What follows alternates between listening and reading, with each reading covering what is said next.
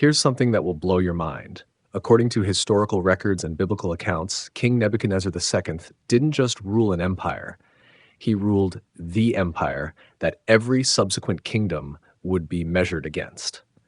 We're talking about a man who conquered more territory than Alexander the Great, built architectural marvels that defied physics, and then lost his sanity so completely that he spent 7 years living like a wild animal. But here's what most people don't know.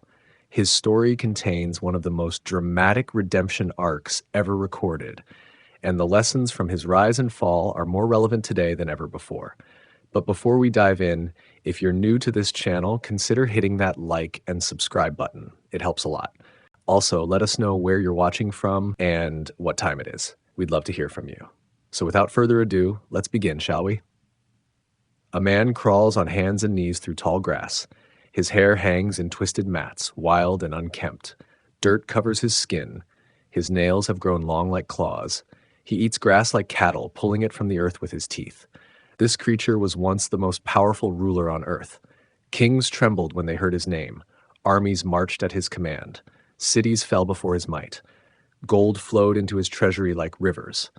The greatest empire the world had ever seen bowed to his will. Now he grazes in fields like a beast. His name was Nebuchadnezzar. He ruled Babylon when it touched the heavens. He built wonders that amazed the world. He conquered nations and carried off their treasures. He dreamed dreams that shook kingdoms. He commanded the fate of millions. Yet here he crouches, broken and mad, his mind scattered like leaves in the wind. The crown lies forgotten. The throne sits empty. The empire holds its breath, waiting. How did this happen? How does a king who calls himself a god end up eating grass with the animals? What force could bring down such power? What pride could deserve such punishment? The story begins with glory. Golden walls rising toward the sky, gardens hanging in the air like clouds, gates covered in blue tile that caught the morning sun, a city that seemed touched by heaven itself. But glory has a price. Power demands payment, and sometimes the bill comes due in ways no one expects. The greatest kings often fall the hardest. The mightiest empires crumble like sand. The proudest hearts break against forces they cannot see or understand. This is that story. A tale of rise and fall, of power and madness, of dreams and their terrible cost. It starts in the dust of a broken mind and wins back through time to show you how empires are built and how they burn. Nebuchadnezzar thought he could touch the stars. Instead, he learned to eat with the beasts. The journey between those two moments changed the world forever. Watch now as the scene fades. See the wild man lift his head toward the sky, eyes empty of recognition. Soon you'll understand how he came to be here. Soon you'll know the price of thinking yourself equal to the gods. The story of Babylon's greatest king begins not with his birth, but with his fall. Everything else flows backward from this moment of ultimate humiliation. From gold to grass, from throne to dirt, from king to beast. This is how empires truly end. Not with battle cries or falling walls, but with a broken man learning what it means to be human again. Introduction. Babylon in Flames and Glory. Babylon stood where two great rivers met. The Tigris and Euphrates carried life through desert lands, making gardens bloom in places that should have been dust. Here, between flowing waters, rose the most magnificent city the ancient world had ever seen. Walls stretched higher than mountains, thick enough for chariots to race along their tops. Blue tiles covered gates that opened like mouths of heaven. Gardens hung in terraces, green and lush, fed by waters that seemed to flow upward by magic. Towers reached toward the clouds, each level painted in colors that caught fire at sunset. This was more than a city. This was a statement written in stone and gold. It declared that human hands could build wonders to rival the gods themselves. Kings ruled here who dreamed of touching eternity. They carved their names in walls that would outlast their bones. They gathered treasures from every corner of the known world. They commanded armies that moved like storms across the earth. But power like this comes with shadows. When men reach too high, something watches from above. When kingdoms grow too proud, forces gather to remind them of their place. The greatest of these kings was Nebuchadnezzar. His name echoed in palace halls and temple chambers. Children learned to speak it with wonder. Enemies whispered it with fear. His reign marked the moment when Babylon truly touched the heavens. Yet even as he built higher, Darker currents flowed beneath. Dreams haunted his sleep. Visions showed him futures he couldn't understand. A Hebrew prophet walked his courts, speaking words that cut through royal comfort like cold wind. This is the story of how glory and judgment danced together, how a king's greatest triumphs became the seeds of his strangest defeat. How an empire that seemed eternal learned the weight of divine attention. Babylon burned bright in those days. Its light reached across the known world, drawing merchants, soldiers, and dreamers from distant lands. Gold flowed like water. Knowledge gathered in libraries that rivaled the stars for number. Art flourished in forms that had never been imagined. But brightness casts deep shadows. The higher the flame, the farther it can fall. And something watched from beyond the light, patient and knowing, waiting for the right moment to remind even kings that they are only human. The flames of Babylon's glory would burn for decades, but they would also consume the man who fed them highest. This is that story. The tale of a king who built wonders and lost his mind, who conquered the world and forgot his own humanity, who reached for heaven and found himself eating grass with the beasts. Come now into that golden city, walk those impossible streets, breathe air heavy with incense and ambition, meet the king who thought he could live forever, and learn how even the mightiest towers must eventually fall. Historical context. Before Nebuchadnezzar, the ancient world was changing. Old powers crumbled like dried clay. New kingdoms rose from their ashes. The map of empire shifted almost daily as armies marched back and forth across desert and river plain. For centuries, Assyria had ruled with iron fists. Their armies swept across the known world like locusts, devouring everything in their path. Cities that resisted were erased. Peoples who rebelled were scattered to the winds. Kings who opposed them were dragged in chains through Assyrian streets. But even iron rusts. Even the mightiest armies grow weary. By the 7th century before our time, cracks showed in Assyrian power. Rebellions sparked in distant provinces. Tribute payments slowed. Loyal governors began to think dangerous thoughts. In Babylon, an ambitious leader named Nabopolassar watched these cracks with keen eyes.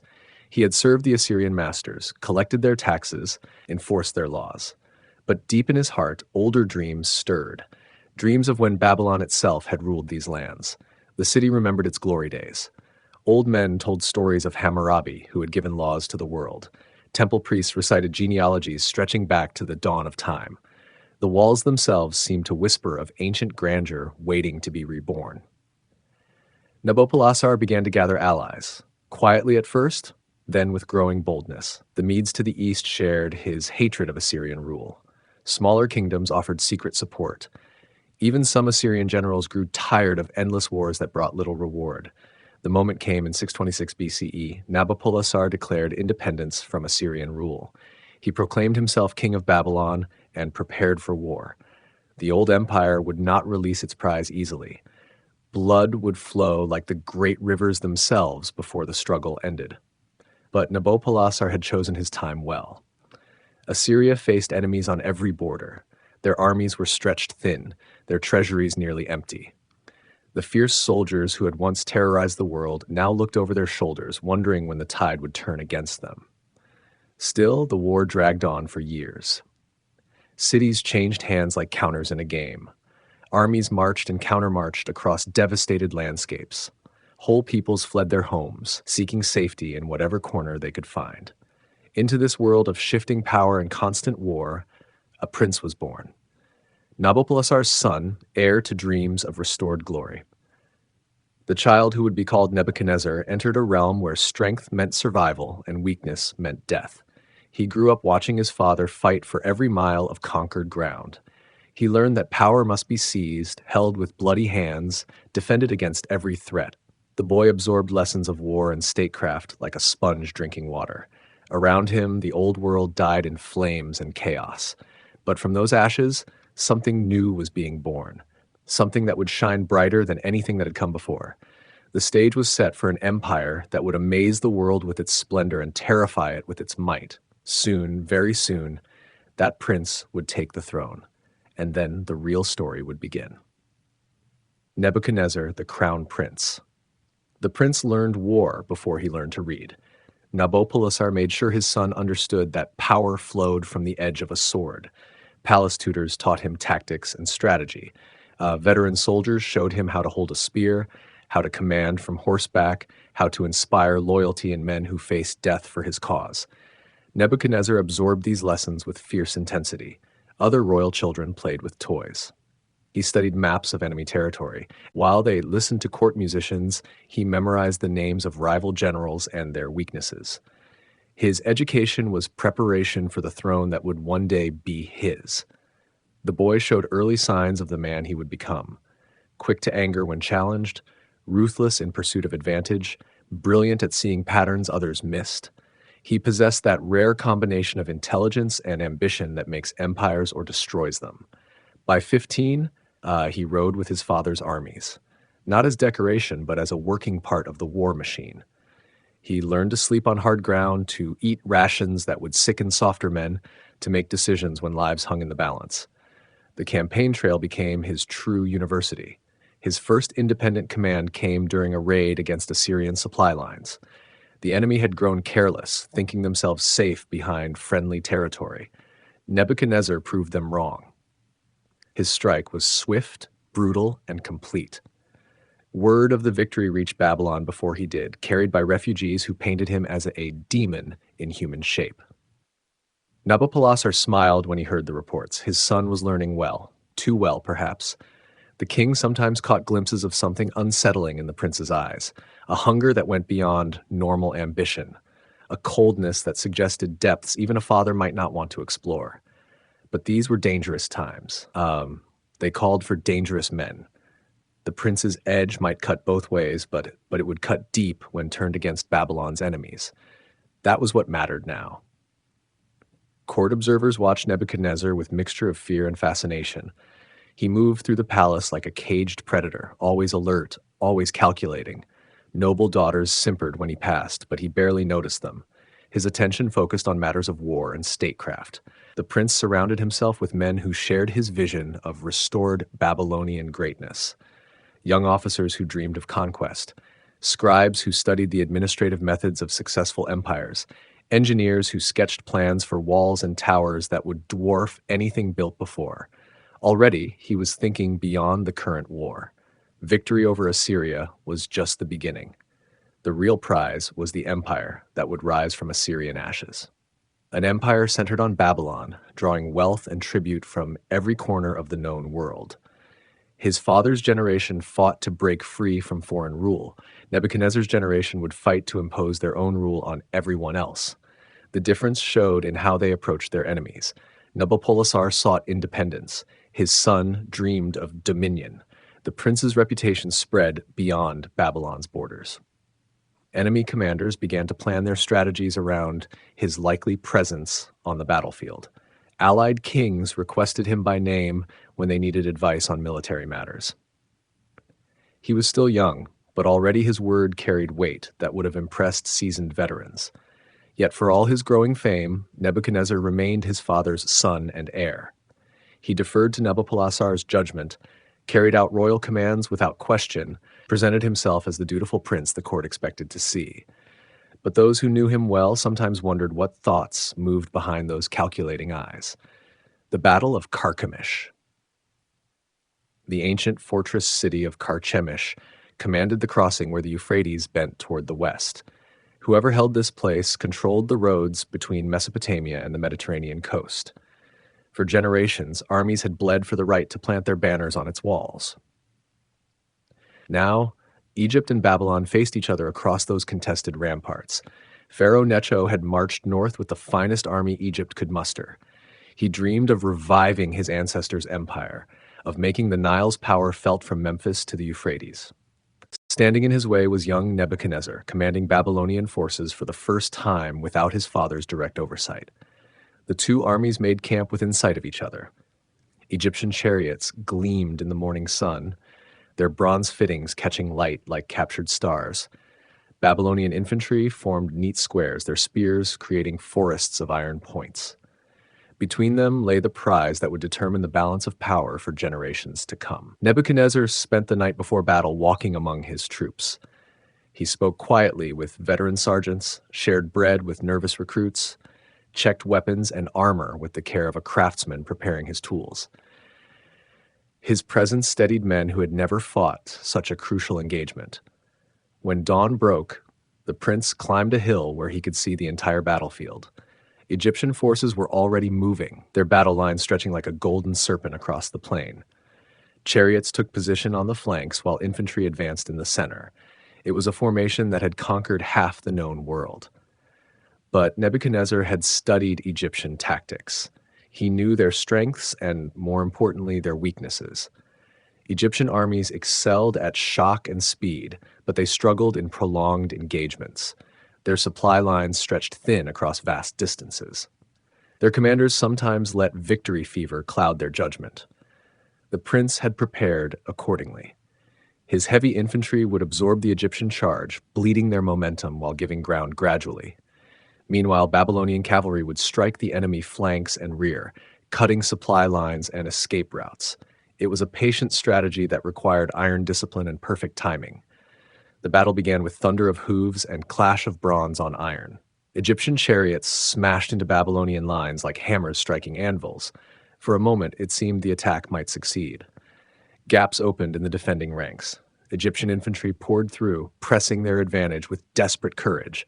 Then Nebuchadnezzar's trap closed. Fresh reserves plugged the gaps while cavalry struck from unexpected directions. Egyptian formations, stretched thin by their advance, began to buckle under converging pressure. What had seemed like victory turned into confusion, then retreat, then rout. By sunset, Egyptian power in Mesopotamia was broken. Pharaoh Necho fled south with the remnants of his army, leaving behind weapons, supplies, and dreams of northern empire. The bodies of his finest soldiers carpeted the field around Carchemish, testimony to the price of underestimating Babylon's new generation of leaders. News of the victory spread faster than the wind itself. Assyrian resistance collapsed as surviving leaders realized they now faced an unstoppable force. City-states that had remained neutral rushed to send tribute and pledges of loyalty. The balance of power in the ancient world had shifted permanently. But for Nebuchadnezzar, personal triumph mixed with sudden responsibility. A messenger arrived from Babylon with news that would change everything. His father was dead, struck down by illness, while his son won glory on distant battlefields. The crown prince was now the king, whether he felt ready or not. The victory at Carchemish became legend almost immediately. Bards sang of the young king who had humbled Egypt and inherited an empire in a single day. But Nebuchadnezzar knew the real work was just beginning.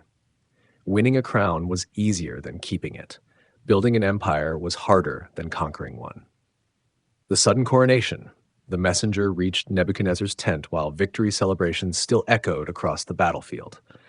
Soldiers sang around their fires, recounting moments of glory and narrow escapes. Captured Egyptian gold glittered in torchlight as officers divided spoils according to ancient custom. No one expected the news that would transform celebration into urgent action. Nabopolassar was dead. The king, who had broken Assyrian power and founded a new dynasty, had succumbed to fever while his son fought Egypt's finest. The message bore the royal seal and signatures of high priests who confirmed the king's passing. There could be no doubt, no delay, no time for grief. Nebuchadnezzar read the dispatch twice, his face revealing nothing to watching officers. Inside, emotions warred like opposing armies.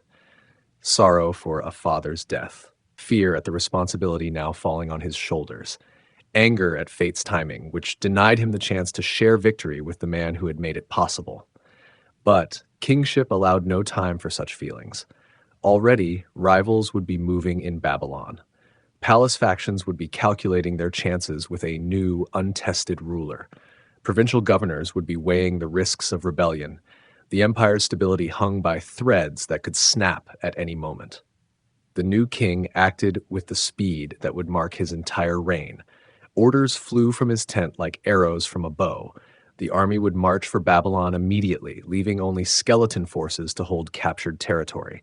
Personal treasure would be distributed to buy loyalty.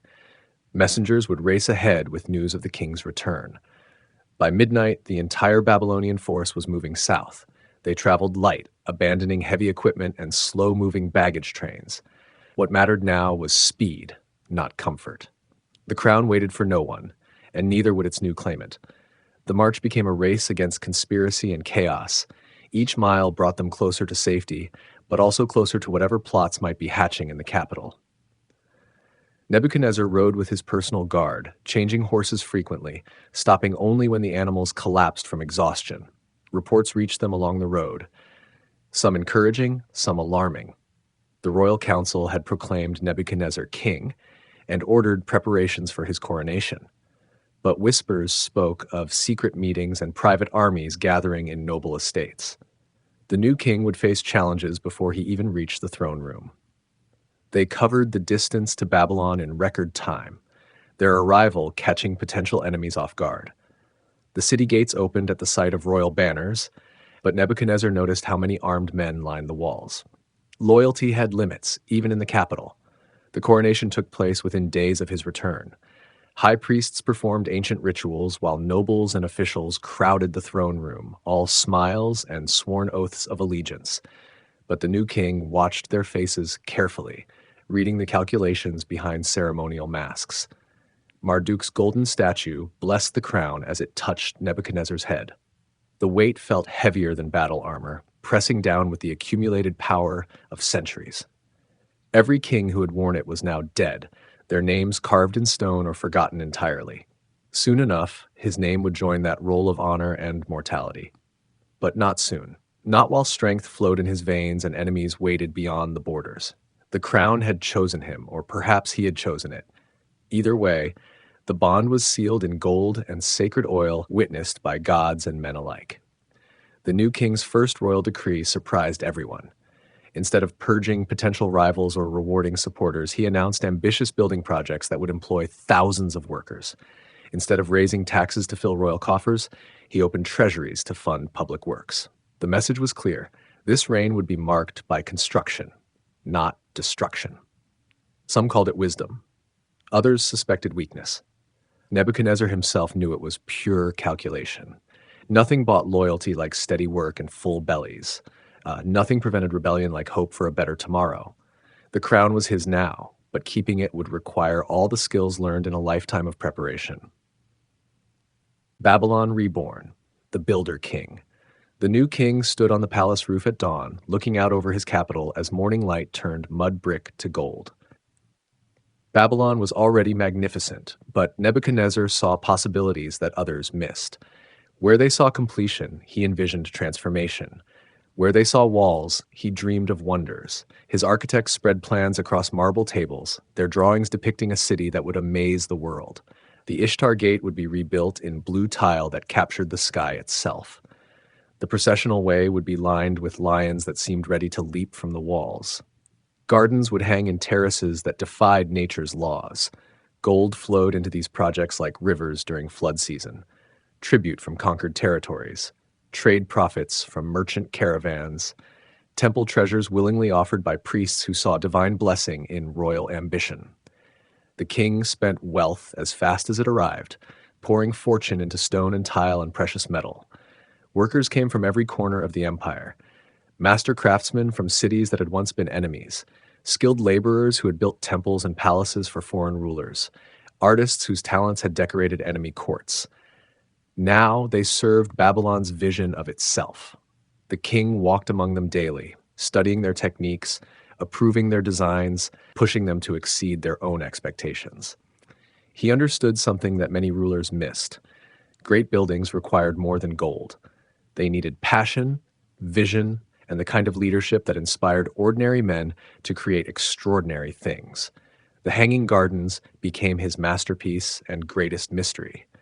Some said they were built for a homesick queen who missed the green hills of her homeland. Others claimed they represented the king's attempt to create paradise on earth. The truth was simpler and more complex. They existed because Nebuchadnezzar believed impossible things should be made real. Water flowed upward through hidden channels, feeding plants that had no business surviving in desert air. Trees from distant mountains grew beside flowers from far-off valleys. The air itself seemed different there, cool and sweet, touched with fragrances that belonged to no single place. Visitors came from across the known world to see what human hands had wrought. They climbed the garden terraces in wonder, touching leaves and flowers that logic said could not exist. Some wept at the beauty. Others fell silent, overwhelmed by proof that mortals could create glimpses of heaven. But the gardens were only part of a larger vision. The entire city rose around them like a jewel in an elaborate setting. Streets widened and straightened. Public squares gained fountains and shade trees. Markets expanded to accommodate traders from lands whose names were barely known. The Tower of Babel grew taller under Nebuchadnezzar's rule, its ziggurat steps carrying the faithful closer to their gods. Each level was painted in colors that told the story of creation itself. At its peak, priests performed rituals that connected earth to sky, mortal to divine, present to eternal. Yet for all his building, the king never forgot that beauty required protection. The city walls rose higher and thicker, their faces decorated with scenes of victory and conquest. Guard towers provided clear views across miles of surrounding desert. Arsenal districts stored weapons enough to equip armies. Babylon became a statement written in stone and gold, declaring that human ambition knew no limits when guided by vision and backed by power. Merchants spoke of it in distant markets. Soldiers carried its fame to foreign camps. Children in far-off villages learned its name as a synonym for wonder itself. The king walked his transformed city each evening, watching sunset paint his creations in shades of fire and shadow. This was his legacy, more lasting than military victories, more meaningful than conquered territories. Long after his bones turned to dust, these walls would stand as testimony to what one man's dream could accomplish. But even as he built toward eternity, darker currents flowed beneath the surface. Dreams haunted his sleep, visions that spoke of kingdoms rising and falling like waves against the shore. A Hebrew prophet walked his courts, speaking words that suggested even the mightiest towers must eventually fall. The king pushed such thoughts aside, focusing on the tangible reality of stone and tile and precious metal. Yet, sometimes in quiet moments, he wondered what price the gods might demand for allowing mortals to build so close to heaven.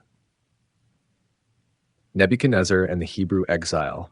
Jerusalem fell on a summer morning when the walls finally cracked under Babylonian pressure. The siege had lasted months, grinding the holy city into dust and desperation. Now soldiers poured through broken gates while smoke rose from burning buildings.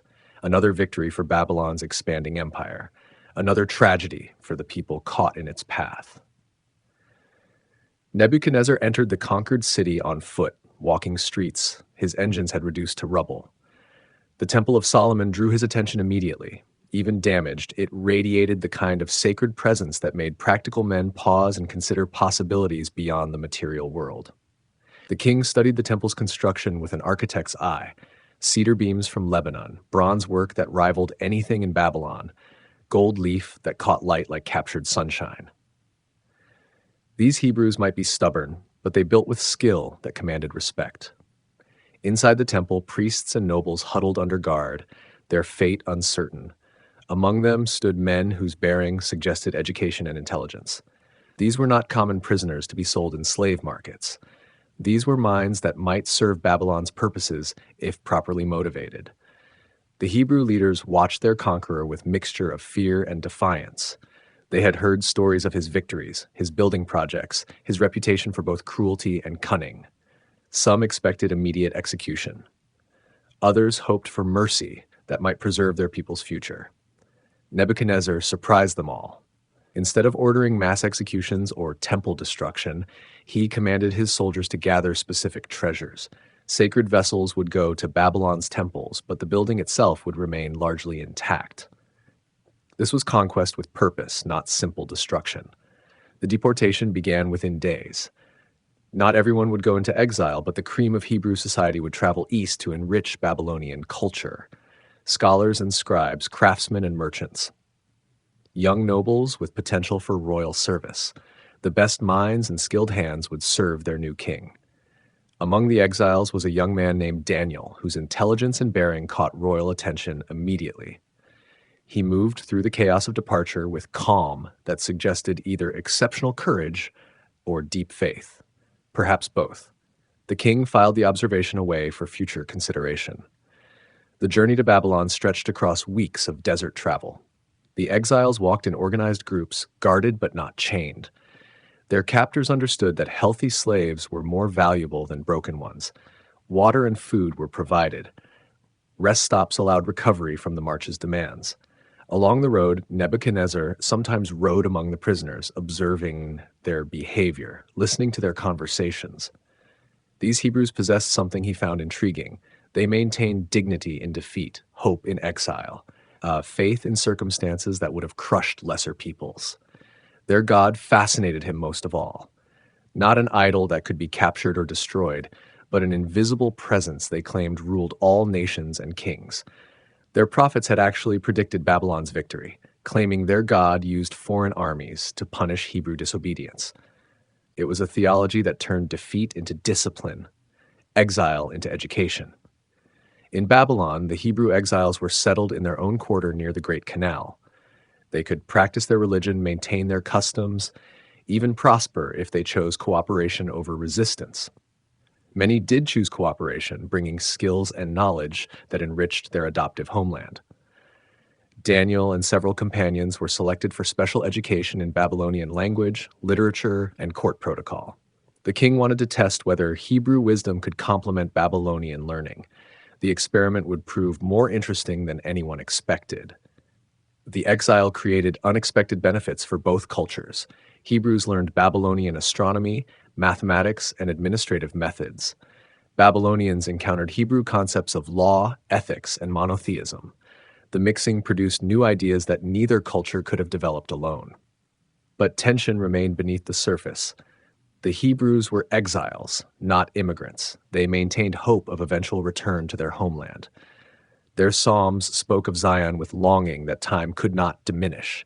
They hung their harps on willows and wept when they remembered Jerusalem. Nebuchadnezzar watched these dynamics with the interest of a natural politician. Exile could breed rebellion if handled poorly, but it might also create loyalty if managed with wisdom. The Hebrews' fate would depend largely on how well they adapted to their new circumstances and how useful they proved to Babylonian interests.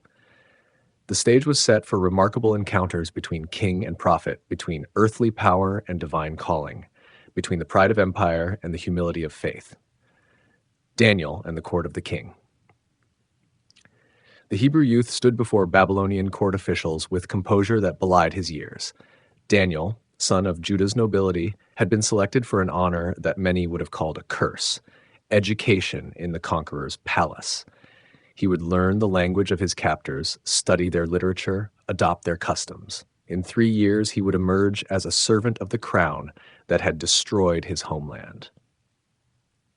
The court chamberlain explained the program with bureaucratic efficiency. The young men would receive the finest education Babylon could provide. They would eat from the royal table, drink the king's wine, learn from masters who had instructed princes and governors. They would become bridges between Hebrew wisdom and Babylonian power. Daniel listened with careful attention, but his response surprised everyone present. He would accept the education gladly, but he requested permission to maintain his dietary laws. No meat from the royal table, no wine from the king's cellars, only vegetables and water according to the customs of his people. The request seemed foolish to Babylonian ears. Here was a prisoner asking for special treatment based on religious scruples that his conquerors neither understood nor respected. The chamberlain worried that such a diet would leave the young men weak and sickly, reflecting poorly on his management of the program. But Daniel proposed a test. For 10 days, let him and his companions eat only vegetables and drink only water, while other students enjoyed rich foods and strong wine. Then compare their appearance and health. If the simple diet proved inadequate, they would accept whatever food was provided. The experiment began with skeptical observers expecting quick failure. Court physicians predicted that the Hebrew youths would soon show signs of malnutrition. Kitchen staff wagered on how quickly the boys would abandon their principles when hunger struck. Even friendly officials worried that stubbornness would damage promising careers. Instead, something unexpected happened. The Hebrew students appeared healthier and stronger than their classmates who ate from the royal table. Their skin glowed with vitality. Their eyes remained bright and alert during long study sessions. Their minds seemed sharper, more focused than those of students who enjoyed richer fare. Word of the phenomenon reached King Nebuchadnezzar's ears, sparking his curiosity about these unusual prisoners. He had conquered many peoples, but few maintained their principles so consistently under pressure. Most exiles either broke under captivity's weight or sank into bitter resistance. These Hebrews had found a third path that intrigued him. Daniel's reputation grew as his education progressed.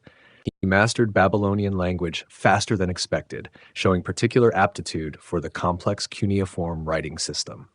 His grasp of mathematics, astronomy, and literature impressed instructors who had taught generations of court officials. But most remarkable was his apparent ability to understand dreams and visions. The king began calling Daniel to court for private consultations, not as an entertainer or curiosity, but as an advisor whose insights proved surprisingly valuable. Daniel's God seemed to grant him understanding that purely human wisdom could not achieve. His counsel carried weight that transcended his youth and foreign origins. Other Hebrew exiles watched Daniel's rise with mixture of pride and concern. Pride because one of their own had achieved influence in the conqueror's court. Concern because success in Babylon might mean compromise with Babylonian values. They whispered questions about whether serving earthly power could coexist with serving the God of heaven. Daniel himself navigated these tensions with careful balance. He served the king faithfully in all matters that did not violate divine commandments. He offered honest counsel even when it contained unwelcome truths. He maintained Hebrew practices while adapting to Babylonian customs.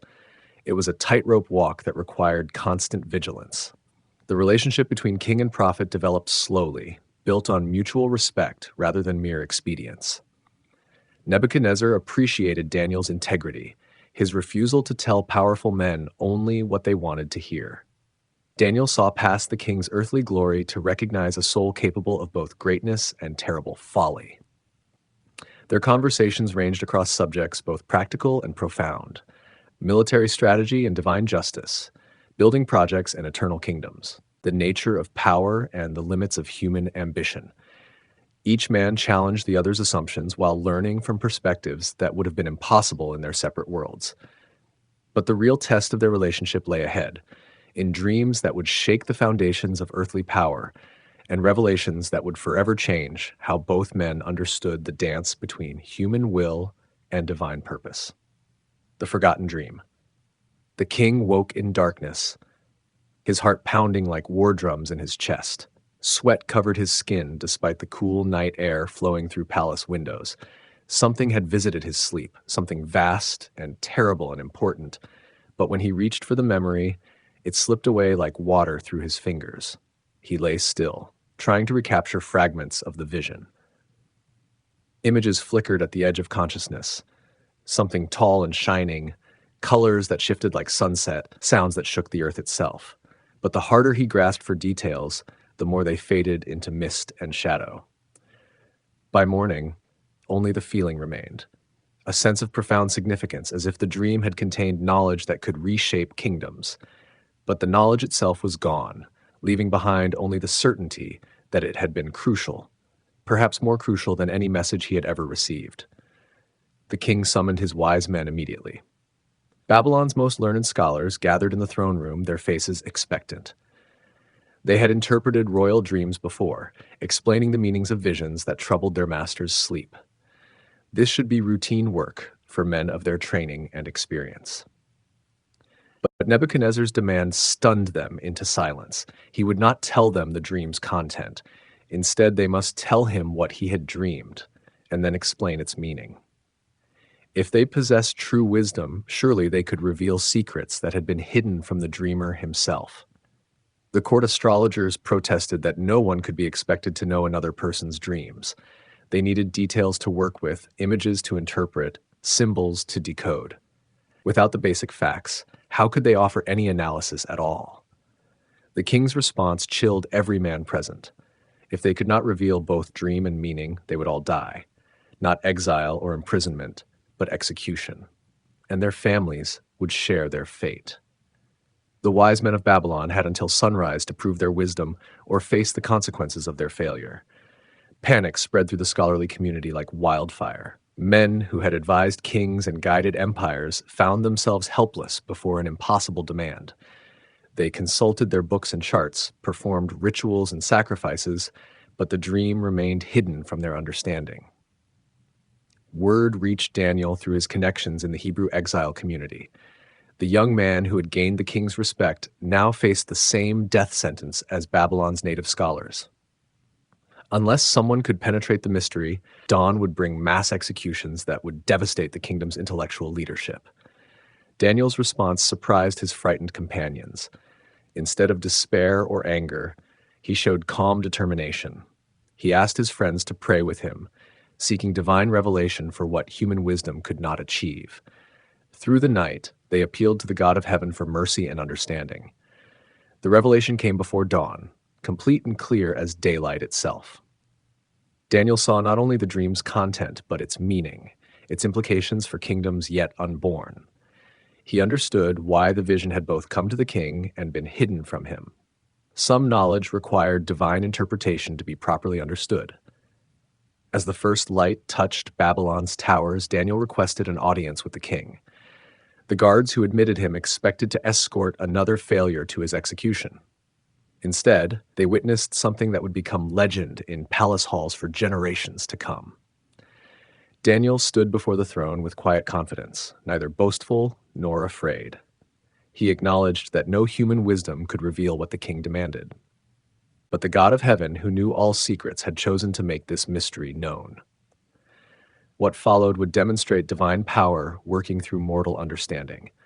The dream had shown a great statue, brilliant and terrible to behold. Its head was pure gold, its chest and arms silver, its belly and thighs bronze, its legs iron, its feet part iron and part clay.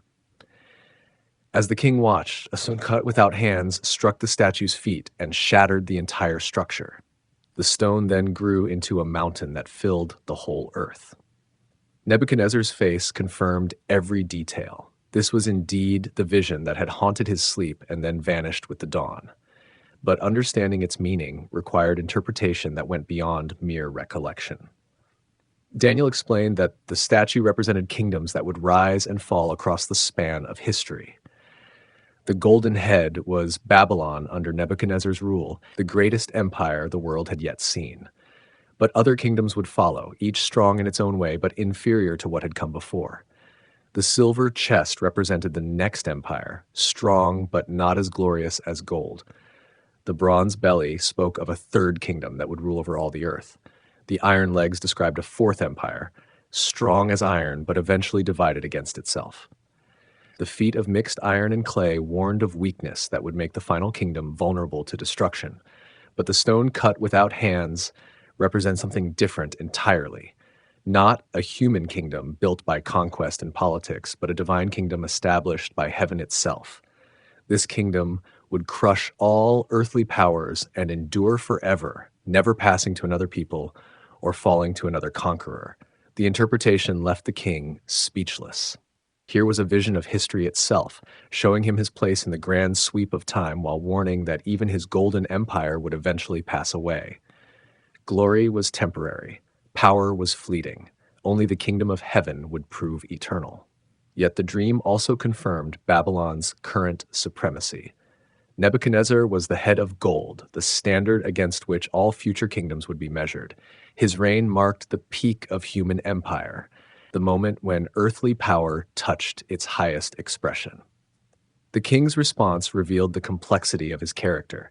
He honored Daniel with gifts and position, acknowledging that divine wisdom had accomplished what human learning could not. But he also absorbed the dream's implications for his own rule and legacy. From that day forward, the relationship between king and prophet took on new dimensions. Daniel had proven himself capable of accessing knowledge beyond ordinary understanding. Nebuchadnezzar had learned that his kingdom, however glorious, was part of a larger pattern that stretched toward purposes he could barely comprehend. The forgotten dream became the foundation for everything that followed. It established Daniel's credibility and revealed heaven's interest in earthly affairs. It showed the king both his greatness and his limitations. Most importantly, it introduced themes of divine sovereignty and human pride that would echo through the remaining years of Nebuchadnezzar's reign.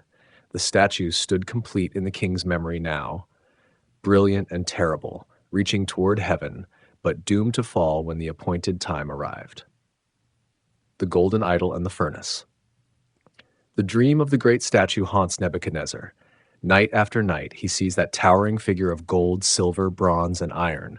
Daniel called him the head of gold, the greatest of all kingdoms.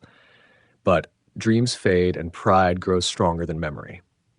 On the plains of Dura, workers toil under the burning sun. They shape clay and pour molten metal. Hammers ring against anvils. The king has ordered something magnificent, something that will dwarf every temple, every statue, every monument ever built. A golden image 90 feet tall, 9 feet wide. Pure gold catching sunlight like a captured sun. The craftsmen work in shifts. Babylonian gold flows like honey into waiting molds. The image takes shape slowly, a figure both beautiful and terrible. Some whisper it looks like the king himself. Others say it resembles Marduk, patron god of Babylon. But everyone knows the truth. This golden giant represents something deeper. It speaks of a king who refuses to bow to any god but himself. Invitations go out across the empire. Every governor, every judge, every treasurer must come. The dedication ceremony will be grand beyond measure. Music will fill the air. Harps and pipes and horns will sound together. When that music plays, everyone must fall down and worship the golden image. This is not request. This is command. The day arrives with morning mist still clinging to the plains. Thousands gather, officials from every corner of the empire, Persians with their flowing robes, Medes with their pointed caps, Babylonians in their finest silk. The golden statue towers above them all, gleaming like a second sun. Nebuchadnezzar stands on his platform, surveying the crowd. His voice carries across the plain when he speaks. People of all nations and languages, he calls out. When you hear the music, you will fall down and worship the golden image. Anyone who refuses will be thrown immediately into a blazing furnace. The musicians raise their instruments. Harps sing sweetly. Pipes trill like birds. Horns boom like thunder. The music swells and echoes across the plain. As one, the vast crowd falls to the ground. Faces press against dust. Arms spread wide in worship. The sight pleases the king greatly. But wait. 3 figures remain standing. 3 men in simple Hebrew robes, their faces calm but determined. Shadrach, Meshach, and Abednego, the friends of Daniel, the companions who shared his exile from Jerusalem. They stand like trees in a windstorm, unmoved by the music, untouched by fear. Whispers ripple through the prostrate crowd. Some officials see their chance. They approach the king with eager faces. Your Majesty, they say, these Jews you appointed over Babylon refuse to worship your golden image. They ignore your decree. They show no respect for your gods. Nebuchadnezzar's face darkens like storm clouds gathering. Rage builds in his chest. These are men he trusted, men he placed in high positions. Their defiance cuts deeper than rebellion from strangers. He calls for the 3 Hebrews to be brought before him. Is it true? His voice shakes with anger. Do you refuse to worship my gods and bow to my golden image? I'll give you one more chance. When the music plays again, fall down and worship. If you refuse, you'll go straight into the blazing furnace, and what God will rescue you from my hand. Shadrach steps forward. His voice stays steady, almost gentle. King Nebuchadnezzar, we don't need to defend ourselves. If we're thrown into the blazing furnace, the God we serve can rescue us. But even if he doesn't, we want you to know, we will not serve your gods or worship the golden image. The king's fury explodes like lightning. His face twists with rage. Heat the furnace 7 times hotter than usual, he shouts. His strongest soldiers bind the 3 men with ropes. They don't struggle or plead. Their faces remain peaceful, almost serene. The furnace roars like a hungry beast. Flames leap and dance, reaching toward the sky. The heat waves shimmer and blur the air. Even from a distance, the warmth stings exposed skin. The soldiers approach with their prisoners, but the heat drives them back. They tie longer ropes, trying to get close enough to throw the Hebrews in. Finally, the strongest guards manage to hurl the 3 men into the flames. But something goes terribly wrong. The fire's heat is so intense that the soldiers themselves are consumed. They fall dead at the furnace mouth, their task completed at the cost of their lives. Inside the furnace, something impossible happens. Nebuchadnezzar leans forward, shading his eyes against the glare. He blinks hard, then looks again. Weren't 3 men thrown into the fire? He asks his advisors. Yes, your majesty, they reply, bound with ropes. But I see 4 men walking around in the fire, the king whispers. They're unbound and unharmed. and the fourth looks like a son of the gods. The king approaches as close as the heat allows. Shadrach, Meshach, and Abednego, servants of the Most High God, come out. His voice carries both command and wonder. The three men emerge from the flames. Their hair shows no sign of burning. Their robes remain untouched by fire. Not even the smell of smoke clings to them. The gathered officials press close, touching their clothes, examining their skin. Nothing. No burn marks, no singed hair, no evidence they ever entered the furnace. Nebuchadnezzar stares at them in amazement. Something shifts inside his heart. The rage drains away, replaced by awe and fear. Praise be to the God of Shadrach, Meshach, and Abednego, he declares. He sent his angel and rescued his servants. They trusted in him and defied my command. They were willing to give up their lives rather than serve any god except their own. A decree goes out that very day. Anyone who speaks against the God of the Hebrews will be cut to pieces and their houses destroyed. No other god can save like this, the king proclaims. The three men receive promotions in the province of Babylon. But late that night, alone in his chamber, Nebuchadnezzar paces and thinks. He built a golden image to display his power. Instead, he witnessed power beyond his understanding. The fourth figure in the flames haunts his memory. Who was that being who walked unharmed through fire, hot enough to kill his strongest soldiers? The golden statue still stands on the plains of Dura, but something has changed. The king who demanded worship has seen true divinity. The ruler who threatened death has watched life triumph over flame. Seeds of humility begin to sprout in the soil of his pride, though he doesn't recognize them yet. Babylon at zenith. The empire spreads like dawn across the ancient world. From the snow-capped mountains of Armenia to the burning deserts of Arabia, Nebuchadnezzar's word is law. Trade routes carry treasure from every corner of the earth, silk from distant lands, spices that perfume the air, gold that flows like water through Babylon's markets. The city itself has become a wonder beyond imagination. The Ishtar Gate rises like a jeweled crown, its blue tiles gleaming with dragons and bulls worked in gold and silver. Visitors pass through its arch and gasp at the sight beyond. Streets paved with stone stretch toward the horizon. Gardens cascade from terraced walls. Temples pierce the sky like fingers reaching toward heaven. In the great throne room, ambassadors wait in long lines. They come bearing gifts and tribute. Egyptian priests offer sacred texts written on papyrus. Persian nobles present rare horses with coats like burnished copper. Phoenician merchants display purple dye worth more than silver. Each seeks the king's favor, the privilege of trading in his empire. Nebuchadnezzar holds court from morning until evening. His judgment settles disputes across continents. A single word from his lips can raise cities or reduce them to rubble. Governors travel for months just to hear his commands and carry them back to distant provinces. The palace complex sprawls like a city within the city. Hundreds of rooms house the royal family, court officials, and servants. The king's private chambers overflow with luxury. Cedar wood from Lebanon panels the walls. Ivory inlays tell stories of ancient heroes. Carpets woven with threads of gold cover floors of polished marble. But the true heart of Babylon beats in its ziggurat, the great tower called Etemenanki. 7 levels rise toward the clouds, each one smaller than the one below. Priests climb the endless stairs carrying offerings to Marduk, the king of gods. From the highest platform, they can see the empire stretching to every horizon.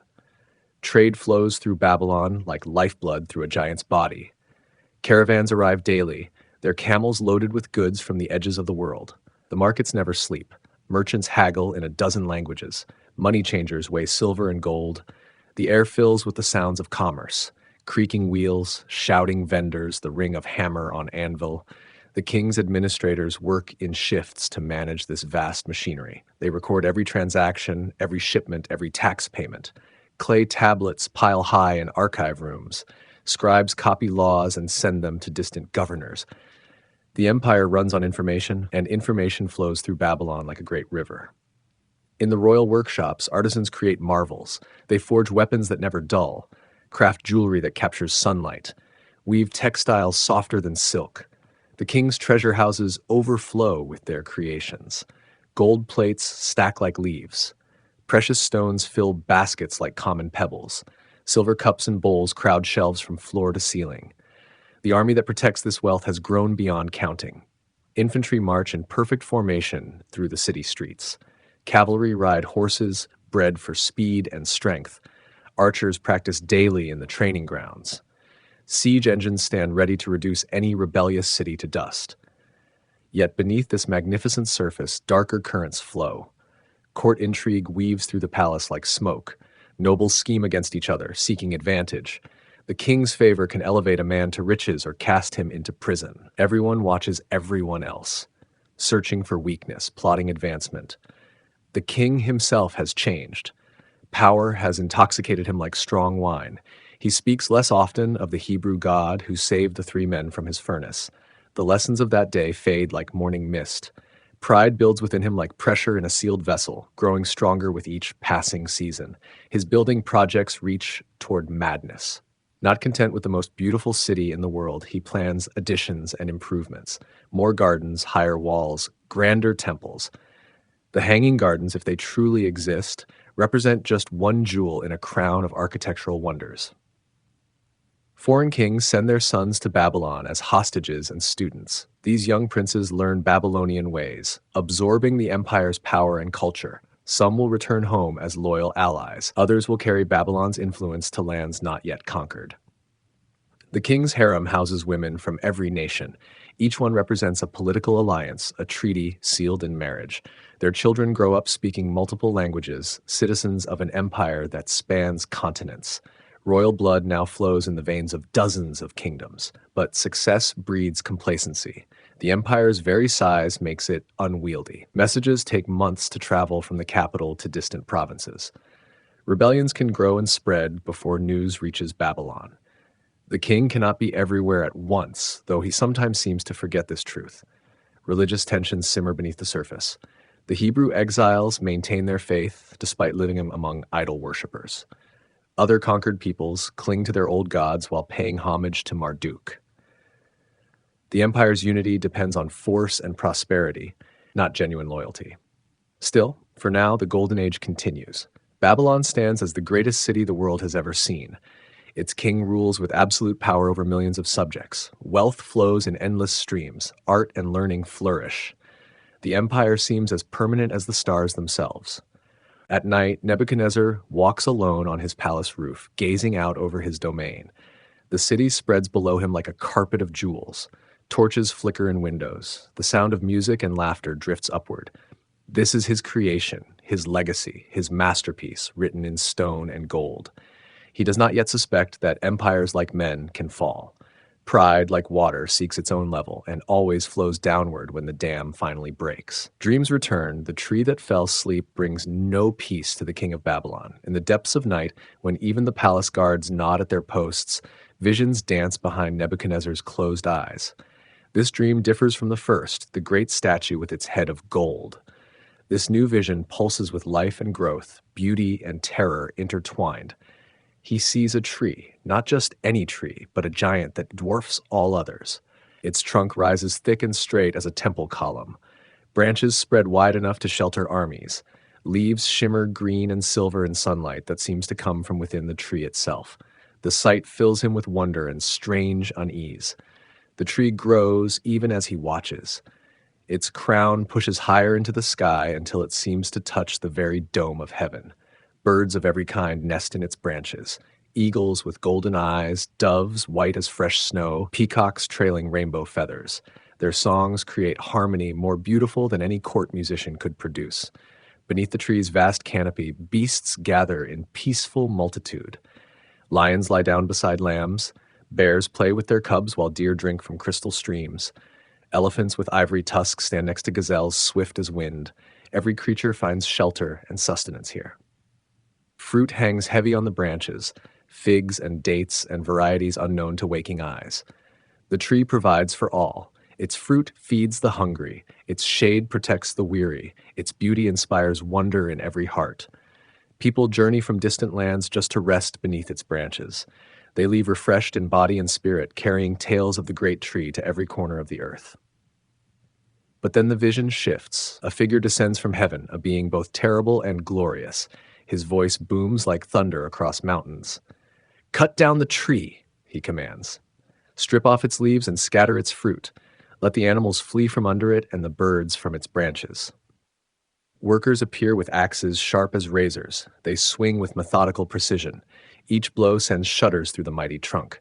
Leaves flutter down like tears. Fruit falls and rots where it lands. The birds cry out as they flee to other trees. Animals scatter in confusion and fear. The great tree crashes to earth with a sound like the world breaking. Its fall shakes the ground for miles around. Where once stood majesty and life, now only a stump remains. Rough bark surrounds heartwood exposed to sun and rain. The sight brings sorrow too deep for words, but the heavenly being speaks again. Leave the stump with its roots in the ground. Bind it with iron and bronze bands. Let it be drenched with dew from heaven. Let it graze with the beasts in the grass of the field. Let its mind be changed from that of a man to that of an animal. Let 7 seasons pass over it. The dream shifts once more. The stump begins to change. Hair sprouts from its surface like coarse grass. Fingernails grow long and curved like bird claws. The remaining wood transforms into flesh that knows no human thought or dignity. It crawls on hands and knees, seeking grass to eat, eyes empty of reason or memory. Nebuchadnezzar wakes with a gasp. Sweat covers his body despite the cool night air. His heart pounds like war drums in his chest. The dream clings to his mind with terrible clarity. Every detail burns bright as flame, the tree's beauty, its destruction, the creature it became. Morning brings no relief. The king summons his wise men, enchanters, and astrologers. They arrive quickly, robes still rumpled from hasty dressing. Sleep vanishes from their eyes when they see his expression. "I have dreamed a dream," he tells them. Unlike before, he remembers every moment. He describes the tree in all its glory, its sudden destruction, the stump that became beast. The wise men listen with growing unease. They whisper among themselves, casting worried glances at their king. But their answers prove worthless. They speak of symbols and portents, of trees representing kingdoms and seasons, meaning years. Their words dance around the truth without touching it. They fear to speak plainly, sensing that this dream brings danger to someone very close to the throne. Finally, the king calls for Daniel. The Hebrew prophet arrives with measured steps, his face calm but thoughtful. He listens to the dream without interruption. As the king speaks, Daniel's expression grows troubled. He remains silent for a long time after the telling ends. "My lord," Daniel says softly, "I wish this dream concerned your enemies instead of you. The tree you saw, so magnificent and tall, providing shelter and food for all, that tree is you, your majesty. Your greatness has grown until it reaches the heavens. Your rule extends to the ends of the earth." The king leans forward, knowing more words will come. Daniel continues with obvious reluctance. "The messenger from heaven who ordered the tree cut down, his decree is against you. You will be driven away from people and live with wild animals. You will eat grass like cattle and be drenched with dew from heaven. 7 periods of time will pass until you acknowledge that the Most High rules over human kingdoms and gives them to whoever he wishes." Silence fills the throne room like fog. The king's advisors dare not breathe too loudly. Daniel's words hang in the air like a sword suspended by a thread. But the Hebrew prophet is not finished. The command to leave the tree's stump means your kingdom will be restored to you when you acknowledge that heaven rules. Therefore, your majesty, accept my advice. Renounce your sins by doing what is right. Turn from your wickedness by being kind to the oppressed. Perhaps your prosperity will continue. Daniel's voice carries both warning and hope. The choice lies before the king like 2 paths diverging in a forest. One leads to humility and continued reign. The other stretches toward madness and exile from all human company. Nebuchadnezzar nods slowly. He dismisses the court with a wave of his hand. Alone in his throne room, he stares at the walls decorated with scenes of his victories. Golden bulls and winged lions gaze back at him with jeweled eyes. The dream's images war with his surroundings, natural beauty against human artifice, divine judgment against earthly power. For a brief moment, humility touches his heart. He considers Daniel's words about kindness to the oppressed, about acknowledging a power greater than his own, but the feeling passes like a cloud across the sun. 12 months stretch ahead, 12 months to prove the dream wrong, to show that no god can humble the king of Babylon. The tree still stands in his memory, beautiful and doomed. Soon, he will discover whether men and trees share the same fate when they grow too proud for their own roots to support them. The moment of pride. 12 months pass like water through cupped hands. Spring gives way to summer, summer to autumn, autumn to winter's chill. The dream fades from daily memory, though it never truly leaves. Nebuchadnezzar rules his empire with the same iron will, builds his monuments with the same grand ambition, receives tribute with the same royal satisfaction. The palace rooftop has become his favorite retreat. Here, above the noise and bustle of the city, he can survey his domain in solitude.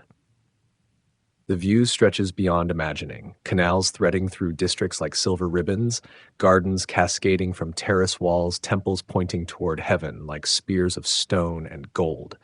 On this particular day, the sun hangs low and golden in the western sky. Evening approaches with gentle warmth. The king climbs the familiar stairs to his high sanctuary, breathing deeply of air perfumed with jasmine and myrrh from the hanging gardens below. Babylon spreads beneath him in all its glory. The Euphrates River curves through the city's heart, its waters reflecting the last sunlight like scattered coins. Merchant ships dock at stone quays, unloading treasures from distant lands. Markets bustle with activity even as shadows lengthen. The great ziggurat rises toward heaven, its 7 levels painted gold by the setting sun. Beyond the city walls, the empire extends to every horizon. Roads straight as arrow flights connect Babylon to provinces countless miles away. Somewhere beyond sight, his armies keep the peace. His governors collect tribute. His merchants spread Babylonian culture to the edges of the known world. The king breathes deeply, filling his lungs with satisfaction. This moment feels perfect, the culmination of years of effort, the fruit of countless battles won and cities conquered.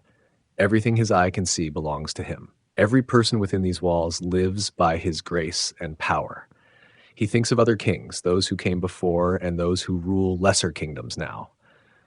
None can match what he has accomplished. The pharaohs of Egypt built pyramids, but their empire crumbles at its edges. The kings of Assyria once ruled with fear, but their capital lies in ruins. Even great David and Solomon of Israel never commanded such wealth and territory. "Look at this great Babylon," he says aloud, his voice carrying on the evening breeze. The words feel good on his tongue, so he continues. "Look at what I have built as the royal residence by my mighty power and for the glory of my majesty." The declaration rings across the rooftop. No one else stands near enough to hear, but the king speaks to the universe itself. These words express truth as he sees it. Every brick in every wall bears his mark. Every street follows plans he approved. Every garden grows according to his vision. The hanging gardens cascade below him in terraced splendor. If they truly exist, and from this height they certainly seem real, they represent the pinnacle of human achievement. Water flows upward through hidden channels, defying nature itself. Trees from every climate flourish side by side. Flowers bloom in arrangements more beautiful than any natural meadow. "My mighty power," he repeats, savoring the phrase. His armies number in the hundreds of thousands. His treasury overflows with gold and silver. His building projects transform the landscape itself. Rivers bend to his will. Mountains yield their stone for his monuments. The very earth reshapes itself at his command. "For the glory of my majesty," the words float on air, still warm from the day's heat. His glory shines brighter than the sun now setting behind distant hills. Poets compose verses about his deeds. Artists carve his image in stone and precious metals. His name travels to lands he has never seen, spoken with awe and fear. The moment stretches like honey poured from a jar. Satisfaction fills every corner of his heart. This is what it means to be king, not just of a city or a people, but of the world itself. This is the reward for a lifetime of struggle and ambition. This is the fruit of royal destiny fulfilled. But even as the words leave his lips, something changes in the air around him. The evening breeze stills. Birds stop singing in the gardens below. A weight presses down from the darkening sky, heavy as storm clouds but silent as death. The king continues speaking, unaware of the shift. "I have built this great Babylon. My power made it possible. My majesty deserves such glory." Each word carries farther than the last, echoing off palace walls and temple stones. The sound seems to reach beyond the physical city, touching realms invisible to human eyes. Somewhere in that vast expanse of sky, something listens. The same presence that spoke in his dream 12 months ago now hears these words of ultimate pride. The time of grace has ended. The moment of judgment has arrived. Still the king speaks on, drunk on his own accomplishments. Who among the gods can match what I have done? What kingdom can compare to mine? I have made myself the wonder of the world. The sun touches the horizon, painting the sky in shades of gold and crimson. Soon darkness will fall over Babylon, but first another kind of darkness will fall over its king, a darkness of mind and spirit that will transform him from ruler of nations to creature of the field. The words hang in the cooling air like incense smoke. Below, the city continues its evening rhythm. Guards change shifts, merchants close their stalls, families gather for evening meals. None of them know that history pivots on this rooftop moment, that their king's pride has just sealed his fate.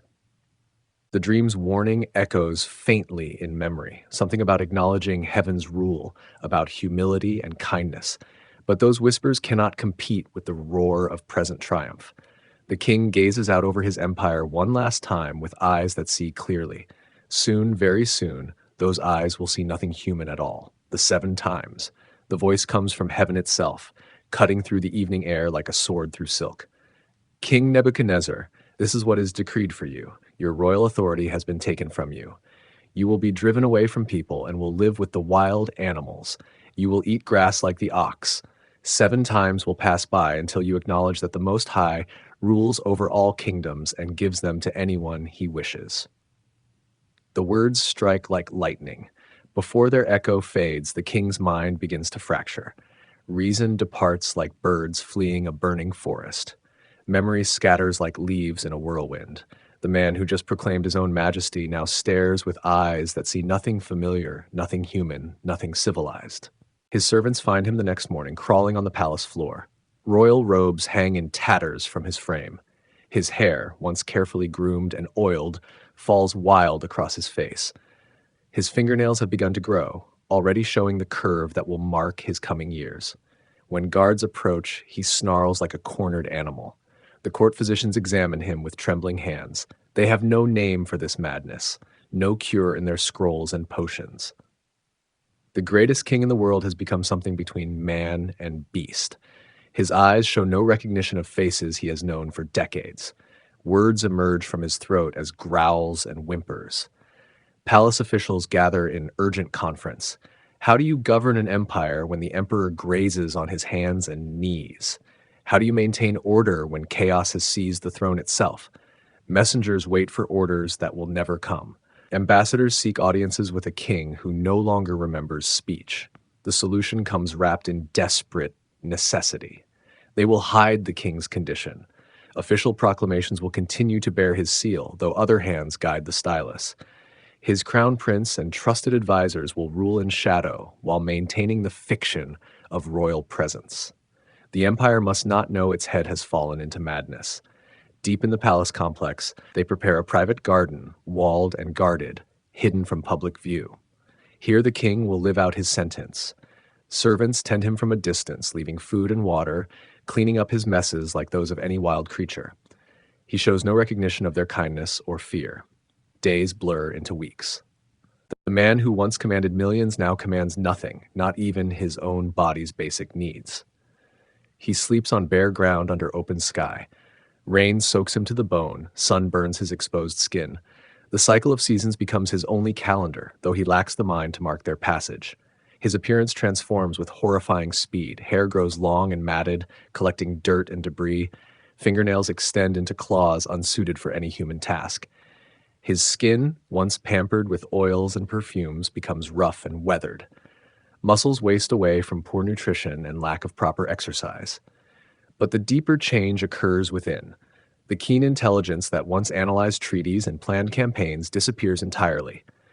Strategic thinking gives way to animal instinct.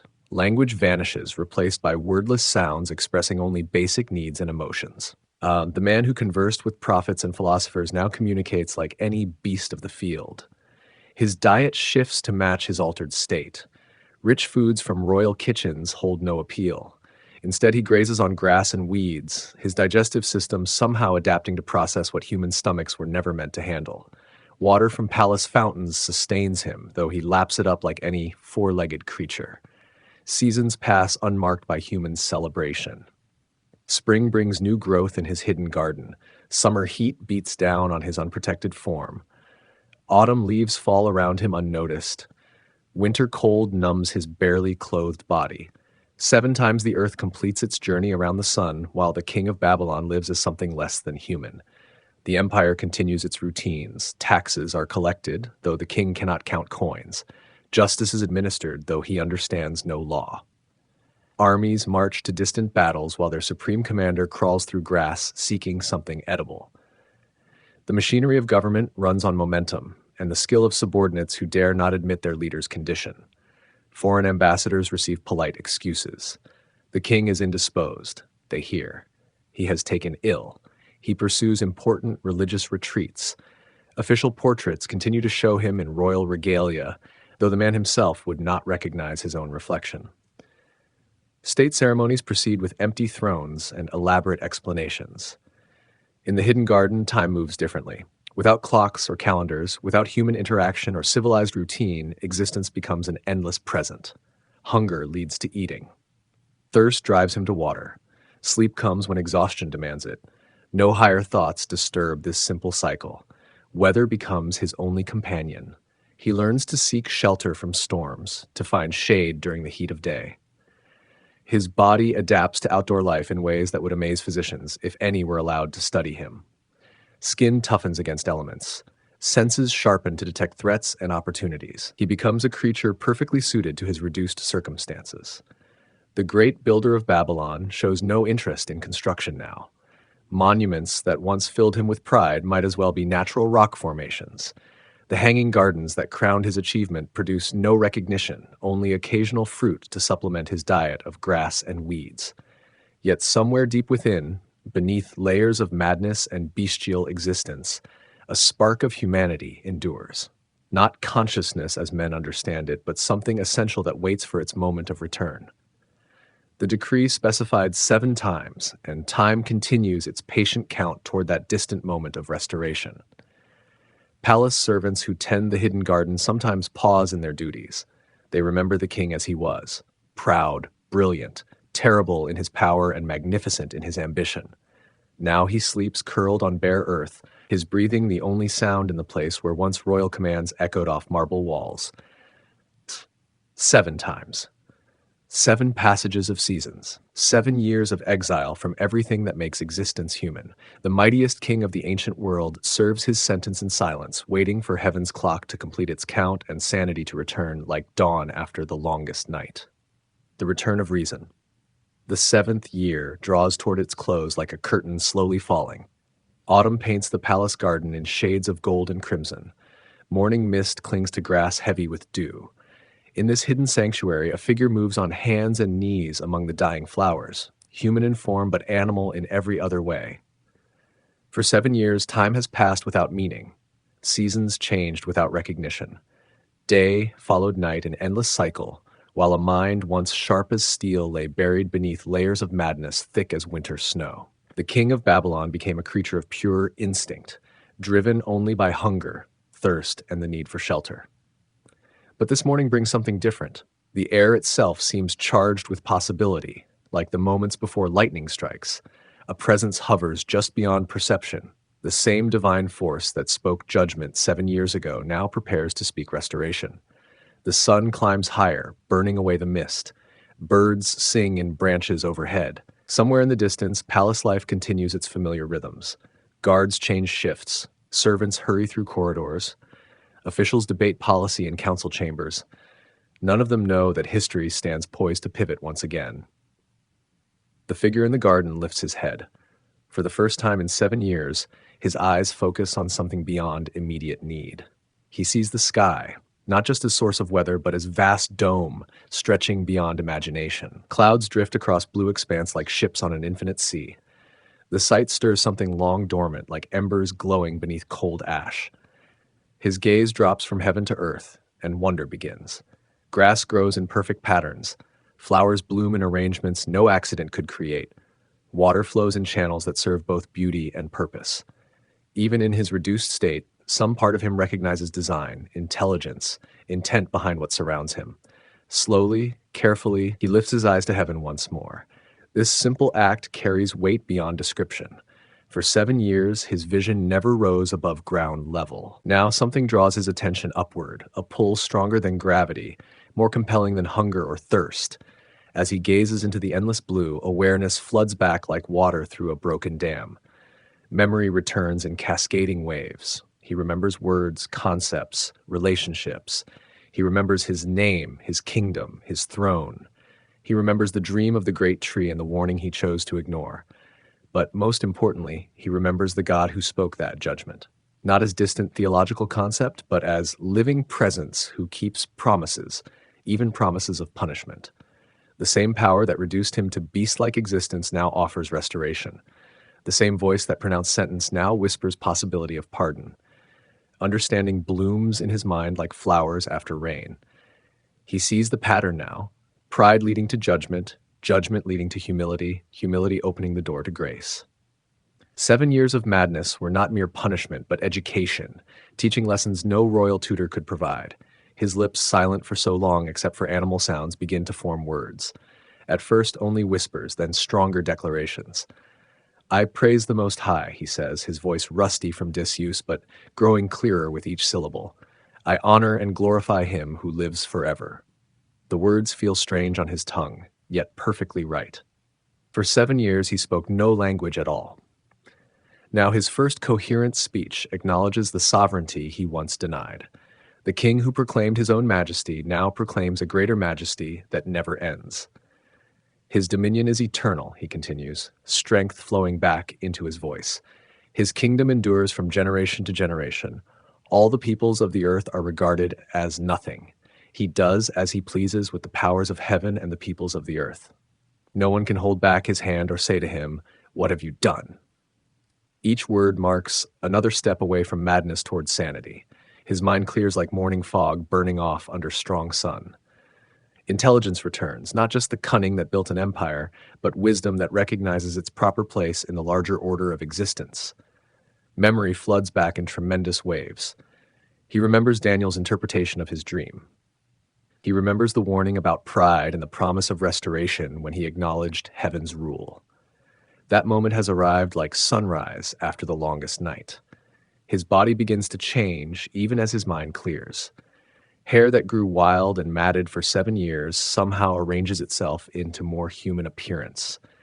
Nails that curved like claws gradually return to normal length and shape. Skin weathered by years of exposure regains something of its former smoothness.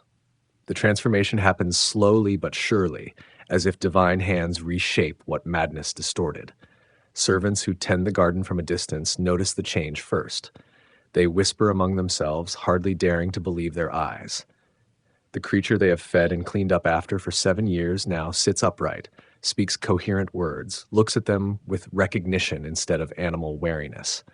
Word spreads through the palace like wildfire. Officials who have ruled in shadow for 7 years gather in urgent council. Could it be true? Has the king's reason really returned? They approach the garden with mixture of hope and terror, unsure what they will find. When they see him, many fall to their knees. This is their king. Changed, humbled, marked by his ordeal, but unmistakably the man who once ruled with absolute authority. His eyes hold depths they never showed before, as if he has seen things beyond human imagination and returned to tell the tale. My advisors and nobles sought me out, he will later write. I was restored to my throne, and I became even greater than before. But first comes the private moment of recognition, the acknowledgement that transforms not just his mind, but his very soul. The king who once declared his own majesty now speaks of another's greatness. The ruler who credited his own power for every achievement now recognizes the source of all authority. The builder who claimed credit for Babylon's glory now understands who truly governs the rise and fall of kingdoms. His restoration comes not through human medicine or royal decree, but through heaven's mercy expressed at the appointed time. 7 years of judgment end exactly when divine justice intended. The sentence completes itself down to the very day, proving that even time itself serves purposes beyond human understanding. As news of his recovery spreads, the empire stirs like a giant awakening from sleep. Messages go out to distant provinces. Armies receive new orders. Governors prepare reports they have delayed for years. The machinery of rule, running on autopilot for so long, now receives guidance from its rightful head. But something fundamental has changed. The king who returns to power is not the same man who lost it 7 years ago. Pride has been burned away like dross from refined gold. Humility has taken root in soil once barren of anything but self-regard. The experience of utter helplessness has taught lessons no amount of success could provide. He stands in his garden as evening approaches, looking up at stars just beginning to appear in the darkening sky. These same stars witnessed his fall into madness and his return to reason. They will continue their ancient dance long after his earthly kingdom crumbles to dust. The thought brings peace instead of terror, wisdom instead of rage. Tomorrow he will reclaim his throne, resume his duties, rebuild what neglect has allowed to decay. But tonight belongs to gratitude and wonder. The God who humbled him has also lifted him up. The power that struck him down has chosen to restore him. In losing everything, he has gained something infinitely more valuable than any earthly crown.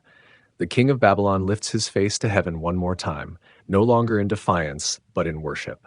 The journey from pride to madness, to humility to restoration is complete. A new chapter begins, written by hands more skilled than any human scribe. Babylon, after madness. The throne room fills with an energy unlike any seen for 7 years.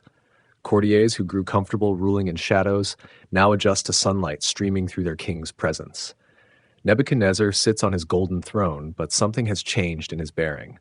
Power still radiates from his person, yet it carries a different quality, strength tempered by humility, authority seasoned with wisdom. His first royal decree surprises everyone. Instead of punishing those who concealed his condition, he commends their loyalty. Instead of rushing to reclaim every detail of governance, he listens carefully to reports from officials who kept the empire running. The king who once demanded absolute control now shows patience that seems almost divine. The changes go deeper than policy. His voice, when he speaks in council, carries new weight. Words come more slowly, chosen with care that suggests each one matters. Advisors who expected the same impulsive monarch find themselves dealing with someone who thinks before deciding, who considers consequences beyond immediate advantage. Building projects resume, but with different focus. Where once he constructed monuments to his own glory, now he orders repairs to infrastructure that serves the people. Roads receive attention before palaces. Irrigation systems take priority over decorative gardens. The king who once built for posterity now builds for purpose. His relationship with the Hebrew exiles undergoes remarkable transformation. Daniel, the prophet who interpreted his dreams and warned of his fall, receives unprecedented honor. The man who once threw Daniel's friends into a furnace now seeks their counsel on matters of justice and mercy. Religious tolerance spreads through policies that would have been unthinkable in earlier years. The great ziggurat of Babylon receives new attention, but not for the reasons courtiers expect. The king orders repairs to its structure, improvements to its function as place of worship. But when he climbs its 7 levels, reaching the platform closest to heaven, he no longer does so to display his power. Instead, he goes to remember his place in the larger order of creation. Trade continues to flow through Babylon like lifeblood through arteries. But now the king pays closer attention to fair dealing, to honest weights and measures, to treatment of foreign merchants. The prosperity that built his empire now serves broader purposes than royal aggrandizement. Wealth still accumulates, but some portion flows to those who need it most. His building projects include something unprecedented, public works that serve no ceremonial function. Bathhouses for common citizens, schools where children of merchants can learn alongside noble sons, hospitals where the sick receive care regardless of their ability to pay. The king who once built only for eternity now builds for the living present. The royal harem undergoes subtle but significant changes. While political marriages continue, they remain essential for diplomatic relations. The king treats his wives with respect that was often lacking before. His children receive education that includes moral instruction alongside preparation for leadership. The next generation grows up watching a father who acknowledges authority higher than his own. Palace life adapts to its transformed ruler. Courtiers who once competed for attention through flattery now find that honesty brings better results. Officials who built careers on telling the king what he wanted to hear discover that truth-telling has become valued currency. The atmosphere lightens as fear diminishes and genuine respect takes its place. Foreign ambassadors notice the change immediately. Negotiations that once proceeded through threat and intimidation now include genuine attempts at mutual benefit. Treaties become less one-sided, though Babylon's power ensures favorable terms. The empire's expansion continues, but with less brutality and more attention to governing conquered territories justly. The king's daily routine reflects his altered perspective. Each morning begins with acknowledgement of divine authority, not elaborate ritual, but simple recognition of powers beyond his own. Evening often finds him walking palace gardens, observing growth and change that mirror his own transformation. Sleep comes more easily to a mind no longer tormented by insatiable ambition. Military affairs receive the same thoughtful attention as civilian governance. The army remains strong and well-equipped, but its use becomes more strategic and less capricious. Rebellions still face swift punishment, but negotiation often precedes force. Conquered peoples find their customs respected as long as they pose no threat to imperial stability. The Great Library of Babylon, collection of tablets and scrolls gathered from across the known world, receives new emphasis. The king orders copying of important texts, preservation of knowledge that might otherwise disappear. Learning flourishes under royal patronage that recognizes truth as valuable regardless of its source. His court entertainments change as well. While music and dancing continue, the king shows preference for performances that elevate rather than merely amuse. Poets who once composed verses praising royal glory now find encouragement for works exploring deeper themes. Art and culture flourish in directions that serve the human spirit. Babylon's reputation throughout the ancient world shifts accordingly. The city remains mighty, wealthy, and beautiful, but stories spread of a king who has learned wisdom through suffering, who rules with justice tempered by mercy. Some attribute the change to divine intervention. Others credit the natural maturation of a great leader. All agree that something remarkable has occurred.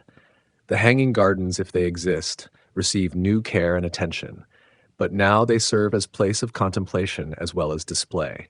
The king often walks their terraced paths in quiet reflection, remembering the years when he saw such beauty but lacked the wisdom to appreciate its deeper meaning. Archives throughout the empire receive orders to record not just royal achievements, but lessons learned from failures. The king's own experience becomes part of official history, not to embarrass, but to educate. Future rulers will know that even the mightiest monarchs remain subject to forces beyond their control. Trade guilds and merchant associations find their voices heard in ways previously impossible. Economic policy begins reflecting their concerns about fair competition and stable markets. The empire's prosperity broadens as wealth distributes more evenly through society's various levels. Religious practice throughout Babylon becomes more tolerant without becoming less structured. Local gods continue receiving honor, but room opens for new ideas about divine nature and human responsibility. The king who once enforced uniformity now permits diversity within limits that maintain social order. As months pass into years, the change in Nebuchadnezzar becomes the new normal. Courtiers stop expecting reversion to his old ways. Foreign kingdoms adjust their diplomatic approaches to account for his transformed character. The empire settles into rhythms that reflect its ruler's hard-won wisdom. The king himself seems most at peace during quiet moments, reading reports in his private study, walking through gardens as evening approaches, watching his children play in palace courtyards. These simple pleasures, once overshadowed by grand ambitions, now provide satisfaction deeper than any conquest ever brought. Babylon continues as the greatest city of its age, but greatness now includes qualities that transcend mere size and wealth. Justice, mercy, wisdom, and humility have taken their place alongside power and prosperity as pillars supporting the throne. The king who fell from heaven's favor has risen again, but to a different kind of height entirely. Nebuchadnezzar and the Jews. Complicated legacy. The relationship between Babylon's greatest king and the Hebrew people weaves through history like a thread of gold and iron intertwined. Nebuchadnezzar destroyed their temple, scattered their people, and ended their kingdom. Yet the same man became the vessel through which their God displayed power to the nations. No story in the ancient world holds such paradox, such complexity of divine purpose working through human ambition. It began with necessity, disguised as conquest. Jerusalem stood as the last barrier to Babylonian control of the western trade routes. The city's walls protected more than people and treasures. They sheltered the final remnant of resistance to empire. 3 times Nebuchadnezzar's armies came calling. 3 times the city's leaders chose rebellion over submission. The first siege brought compromise. Tribute flowed from Jerusalem to Babylon. Royal hostages ensured compliance. Young nobles like Daniel and his companions, bright minds who would serve the empire while their homeland learned obedience. The arrangement might have lasted generations if pride had not infected both sides of the agreement. But pride runs deep in royal bloodlines. King Zedekiah of Judah looked to Egypt for support against his Babylonian overlords. Secret negotiations replaced open tribute. Rebellion simmered beneath the surface of compliance. Nebuchadnezzar's spies brought word of these treacheries, and the second siege began with fury born of betrayal. This time brought harsher terms.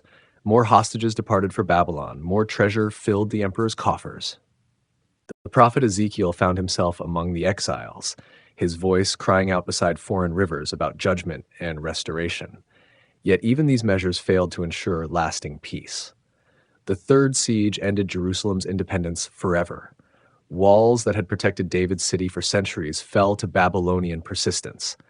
The temple built by Solomon burned as Nebuchadnezzar's soldiers stripped away its gold and silver. The last king of Judah watched his sons die before having his own eyes torn out, a mercy that spared him the sight of his kingdom's complete destruction. But destruction and exile served purposes beyond military necessity. The Hebrew prophets had long warned that unfaithfulness would bring judgment. Nebuchadnezzar became the instrument of divine discipline, though he acted from political rather than spiritual motives.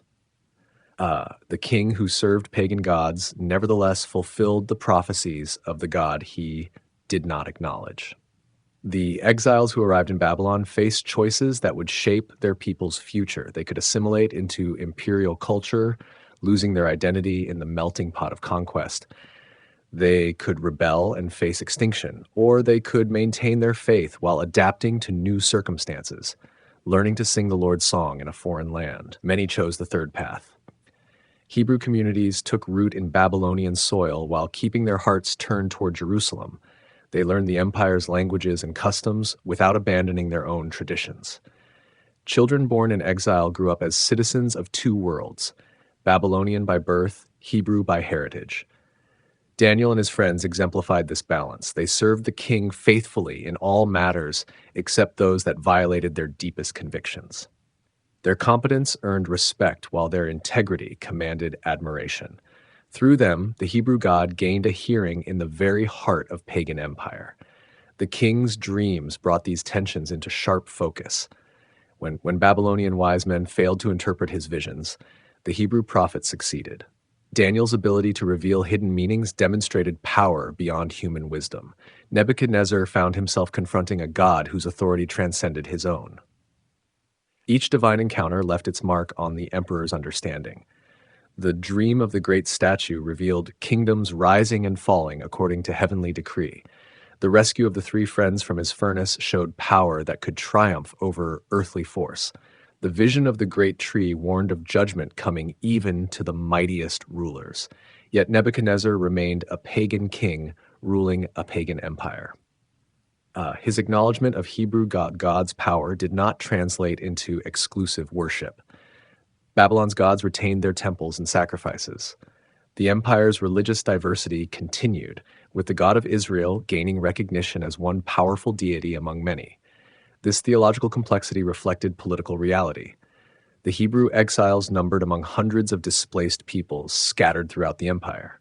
Each group maintained its customs while contributing to imperial strength. Babylon's greatness came partly from its ability to absorb and utilize diverse talents rather than crushing them into uniformity. The Hebrew scribes who recorded these events understood their ambiguous position. Their conqueror had become, in some sense, their protector. The king who destroyed their temple also preserved their lives and allowed their culture to flourish in exile. Evil and good intermingled in ways that defied simple judgment. Nebuchadnezzar's transformation during his years of madness added another layer to this complexity. The humbled king who returned to power showed greater respect for the Hebrew God and his people. Policy changes reflected this altered perspective, though they never approached anything like conversion to exclusive monotheism. The exile's prosperity under Babylonian rule created theological tensions that would persist for generations. If God had judged his people through Nebuchadnezzar's conquest, did their success in exile indicate divine favor or further trial? Prophets like Jeremiah counseled patience and faithful waiting.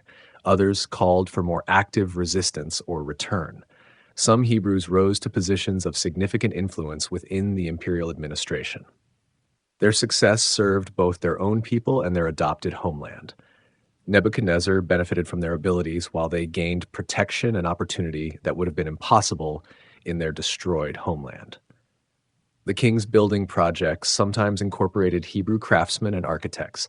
Their skills, honed in Solomon's temple construction, contributed to Babylon's magnificent structures.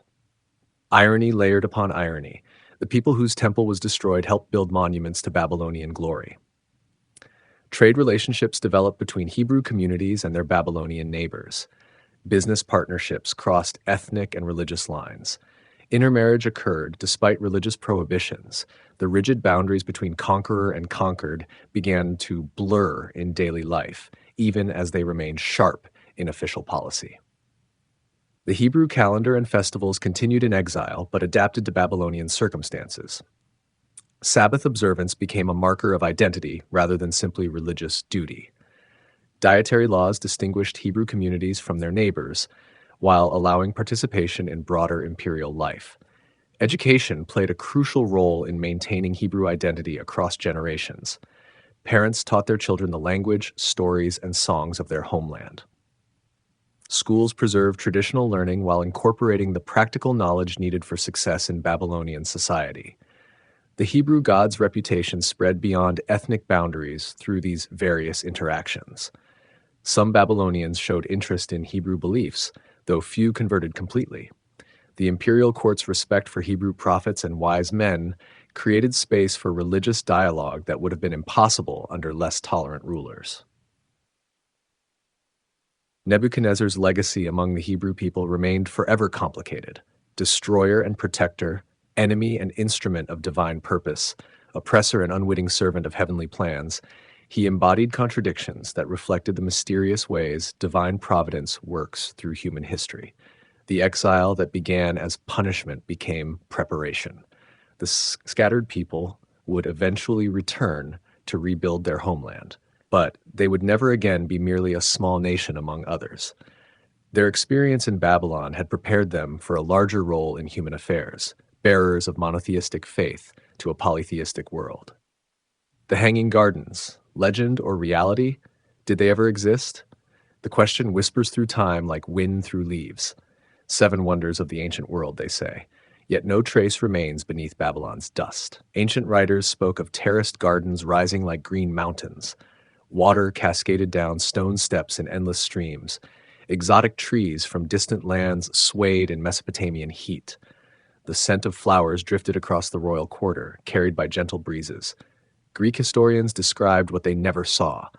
Strabo wrote of vaulted chambers supporting earth and roots. Diodorus painted pictures with words, pillars 22 feet apart, roots dangling like curtains. Josephus claimed they stretched 400 feet on each side, rising as high as city walls. But silence echoes from Babylonian records. Nebuchadnezzar's own inscriptions mention many building projects. He boasts of temples rebuilt, walls strengthened, palaces adorned with gold. Never once do hanging gardens appear in his royal chronicles. Perhaps the gardens grew in a different city. Some scholars suggest Nineveh, where Assyrian kings built terraced parks centuries before. Sennacherib created gardens with water lifted by bronze screws. His palace overlooked green spaces fed by mountain streams. Could later writers have confused the cities? Or maybe the wonder lived only in imagination. Stories grow like vines, twisting around kernels of truth. A royal garden becomes a mountain of flowers. A palace courtyard transforms into cascading paradise. Memory changes details, adds colors, builds higher walls, yet something in the story feels real. Love stories often do. They say Nebuchadnezzar built the gardens for his wife Amytis. She came from the green hills of Media, where mountains touched clouds and rivers sang through valleys. Babylon's flat horizon made her homesick for vertical landscapes. Picture her standing on the palace roof at sunset. The Euphrates flows like molten gold below. Palm trees dot the distance, but they cannot replace the forests of her childhood. Her husband, master of the known world, cannot command mountains to rise or highland mists to cool her evenings. So perhaps he tried to build her homeland in miniature. Stone became slopes, channels became streams. Gardeners planted cedars from Lebanon, flowers from distant provinces.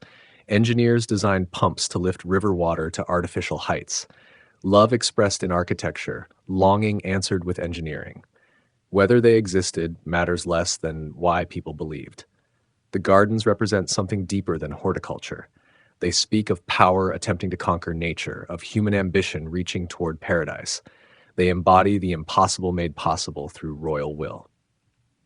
Modern archaeology finds no trace. Spades turn up palace foundations, temple walls, processional ways paved with glazed bricks. The Ishtar Gate emerges from centuries of sand. But the gardens remain hidden, if they ever existed at all. Maybe that's fitting. Wonder works best when it stays mysterious. Concrete evidence might diminish the dream. Better to let the gardens bloom forever in imagination, where kings can still build paradise for the ones they love. The absence of proof becomes its own kind of evidence. Not every story needs artifacts to validate its truth. Some tales serve different purposes. They show us what humans dare to dream, what love inspires us to attempt. In the end, the hanging gardens grow most beautifully in the space between history and hope. They flourish in that fertile ground where facts meet feelings, where the possible kisses the impossible. There, in soil made of stories, Nebuchadnezzar's gift to his homesick queen blooms eternal. The death of Nebuchadnezzar. 43 years of rule drew toward their close. The great king aged like everyone else despite all his power. Time conquers even those who conquer nations. Death waits patiently for every crown. His final inscriptions speak of completed temples, finished walls, satisfied gods. The royal voice sounds tired but content. I built Babylon beautiful, he declares in carved stone. I made her streets shine like the sun. These words would outlast the flesh that spoke them. Age brought reflection. The mad years had changed him. No longer did he claim divine status or demand worship like a god. His later writings acknowledge powers greater than kings, forces beyond human control. Humility had grown where pride once flourished. Palace corridors that once echoed with firm footsteps now heard the shuffle of careful steps. Guards walked closer, ready to steady their master. The hands that once wielded swords now trembled when signing royal decrees. Even mighty lions grow frail when winter comes. Yet his mind remained sharp. Advisors still sought his counsel. Architects presented plans for his approval. The empire's machinery continued turning under his watchful eye. Experience had made him wise. Suffering had made him wise. Time had made him wise. Daniel, now an old man himself, still served in the court. Their relationship had deepened through shared decades. The Hebrew prophet who once interpreted dreams now offered comfort to a dying king. Strange friendships can bloom in unlikely soil. Perhaps they spoke of those early visions, the golden head, the great tree, the stone that crushes all kingdoms. How those dreams had shaped both their lives. The interpreter and the dreamer bound together by mysteries revealed in sleep. The queen mother watched her son fade like sunset. She had seen him rise from prince to emperor, from conqueror to madman to humbled ruler. Now she would watch him pass into whatever realm awaits departed kings. Every mother's child eventually comes home to rest. Death arrived quietly, as it often does for the exhausted. No dramatic final words survived in records. No deathbed prophecies echo through history. Just silence settling over the golden palace like dust over ruins. His body lay in state for days. Citizens filed past to see their emperor one last time. Some remembered his building projects, others his military victories. A few might have recalled the strange years when he vanished from public view.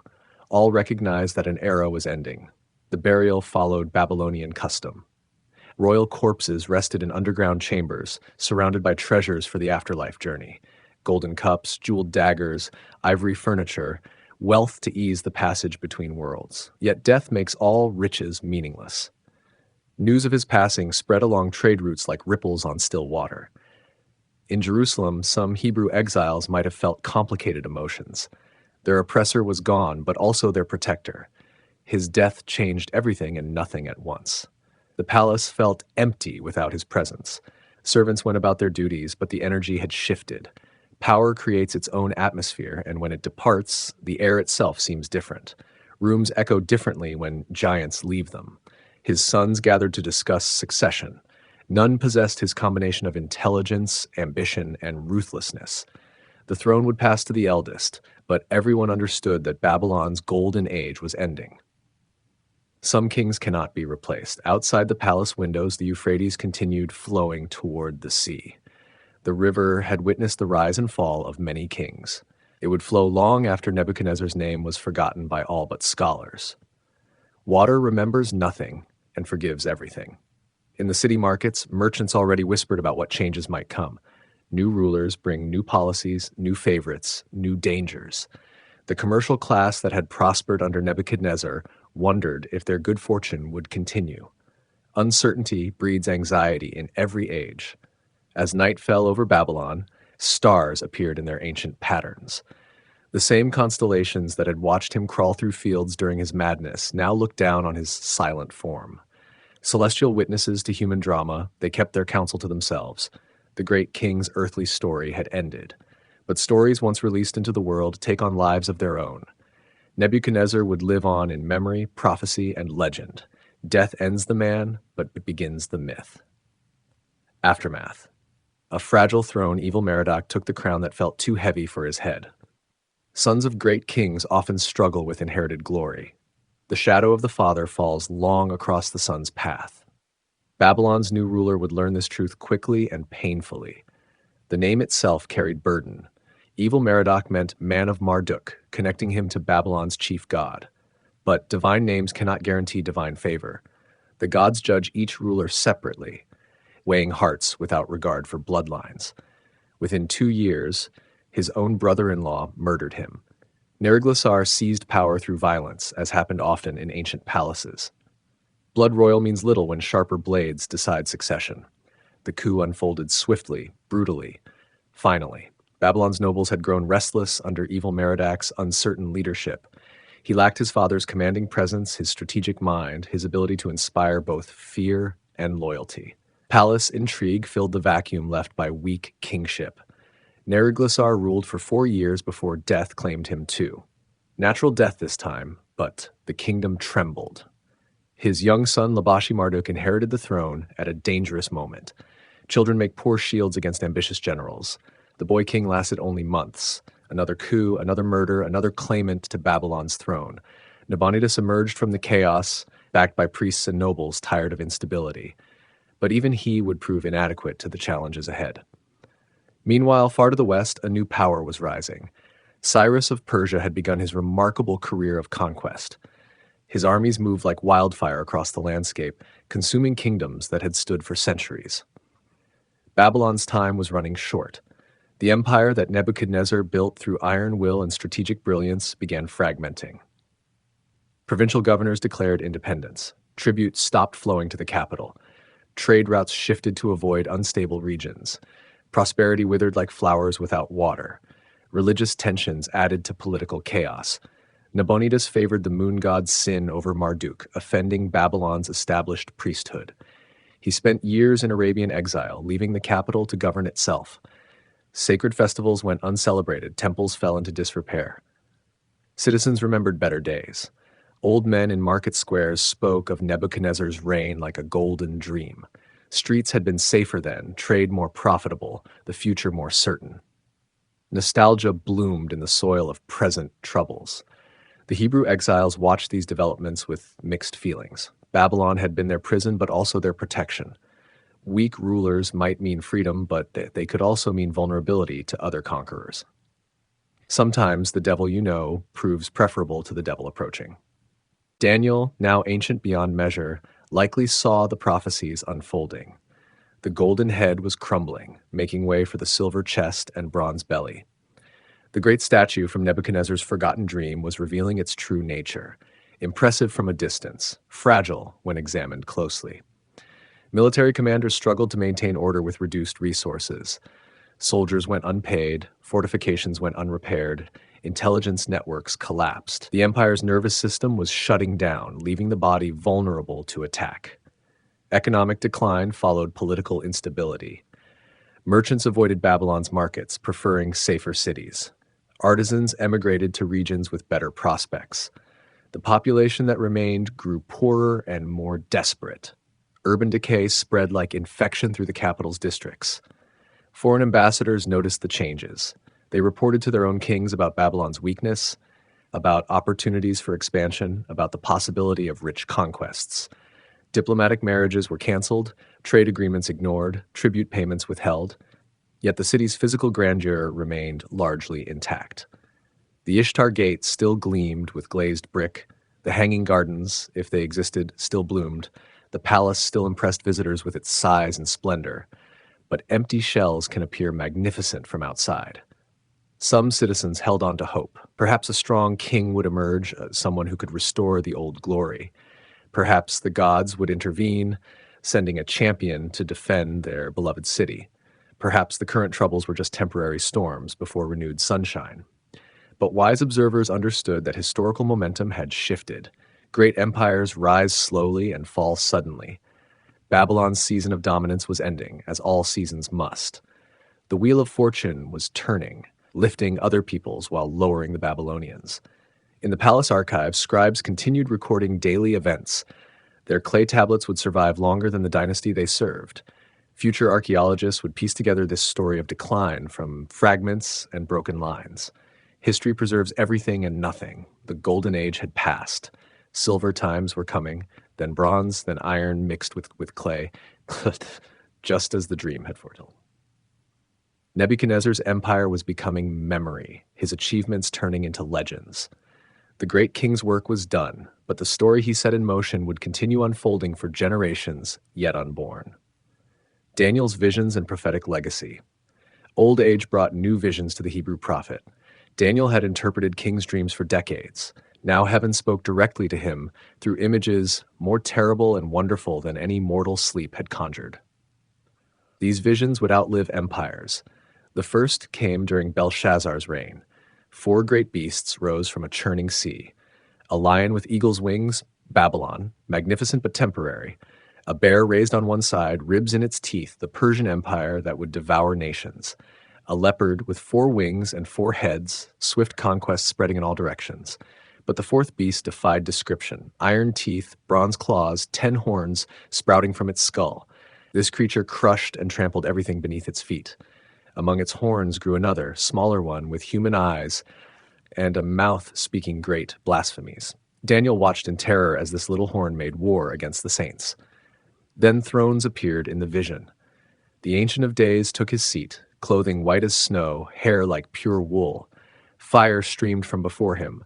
Court was convened, books were opened. The 4th beast was slain and burned. The little horn's dominion was taken away.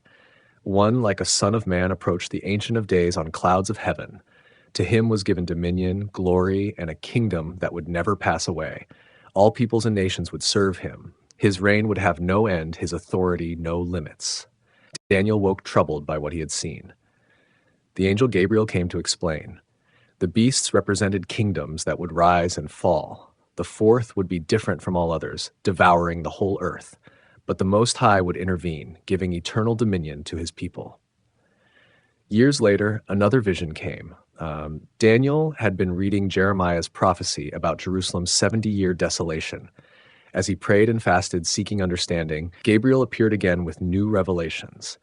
70 weeks were decreed for Daniel's people and holy city. to finish transgression, to end sin, to atone for iniquity, to bring everlasting righteousness, to seal vision and prophecy, to anoint the most holy place. The timeline stretched far into the future beyond Daniel's lifetime, beyond Babylon's fall. The most mysterious vision came in Cyrus's third year. Daniel had fasted for 3 weeks beside the Tigris River. A man appeared clothed in linen, face like lightning, eyes like flaming torches, arms and legs like polished bronze, voice like the sound of many waters. This being brought news of wars yet to come.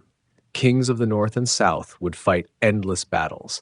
The king of the north would exalt himself above every god, speaking amazing things against the God of gods. He would honor a god of fortresses with gold and silver and precious stones. At the time of the end, many would run to and fro, and knowledge would increase.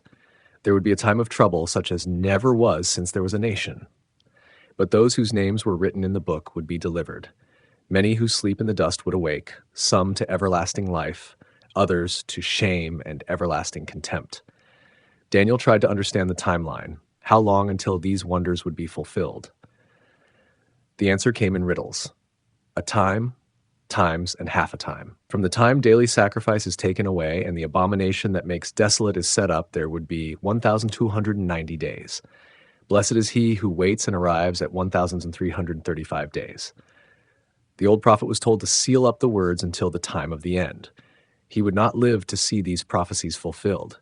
His part was to receive and record them for future generations. He would rest and rise again for his inheritance at the end of days. These visions shaped how people understood history, not as random events, but as unfolding drama with divine direction. Empires rose and fell according to heavenly purpose. Even proud Nebuchadnezzar had played his appointed role in the cosmic story. The book of Daniel would travel far from Babylon's libraries. Greek translators would render it into their language. Jewish communities would preserve it through centuries of persecution. Christian communities would find Jesus in its prophecies. Islamic scholars would honor Daniel as a true prophet. Nebuchadnezzar appeared throughout these visions as the golden head, the lion with eagle's wings, the beginning of the times of the Gentiles. His empire started the sequence that would culminate in God's eternal kingdom. The mad king who grazed like cattle had initiated the countdown to salvation. Future generations would debate these prophecies endlessly. When would the Son of Man receive his kingdom? Who was the little horn? What did the numbers mean? But perhaps the details mattered less than the central message. God rules over human history, raising up kingdoms and bringing them down according to his purpose. Daniel's visions transformed Nebuchadnezzar from historical figure into prophetic symbol. The Babylonian king became part of a larger narrative about pride and punishment, about earthly power and eternal authority.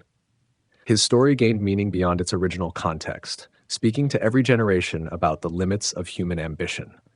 In quiet moments, Daniel might have remembered the young king who forgot his dreams, who built golden statues, who lost his mind under open sky. That troubled ruler had become the foundation stone of prophecy, the starting point for understanding God's plan for human history. Even in madness, Nebuchadnezzar had served divine purposes he never comprehended. Babylon in Jewish and Christian thought. The name alone carried weight in Hebrew hearts. Babylon. The sound tasted bitter on Jewish tongues for generations after the exile ended. This city had destroyed their temple, scattered their people, trampled their sacred places. Yet something more complex than hatred grew from those bitter seeds. Memory is strange. It transforms events, adds meaning, changes colors.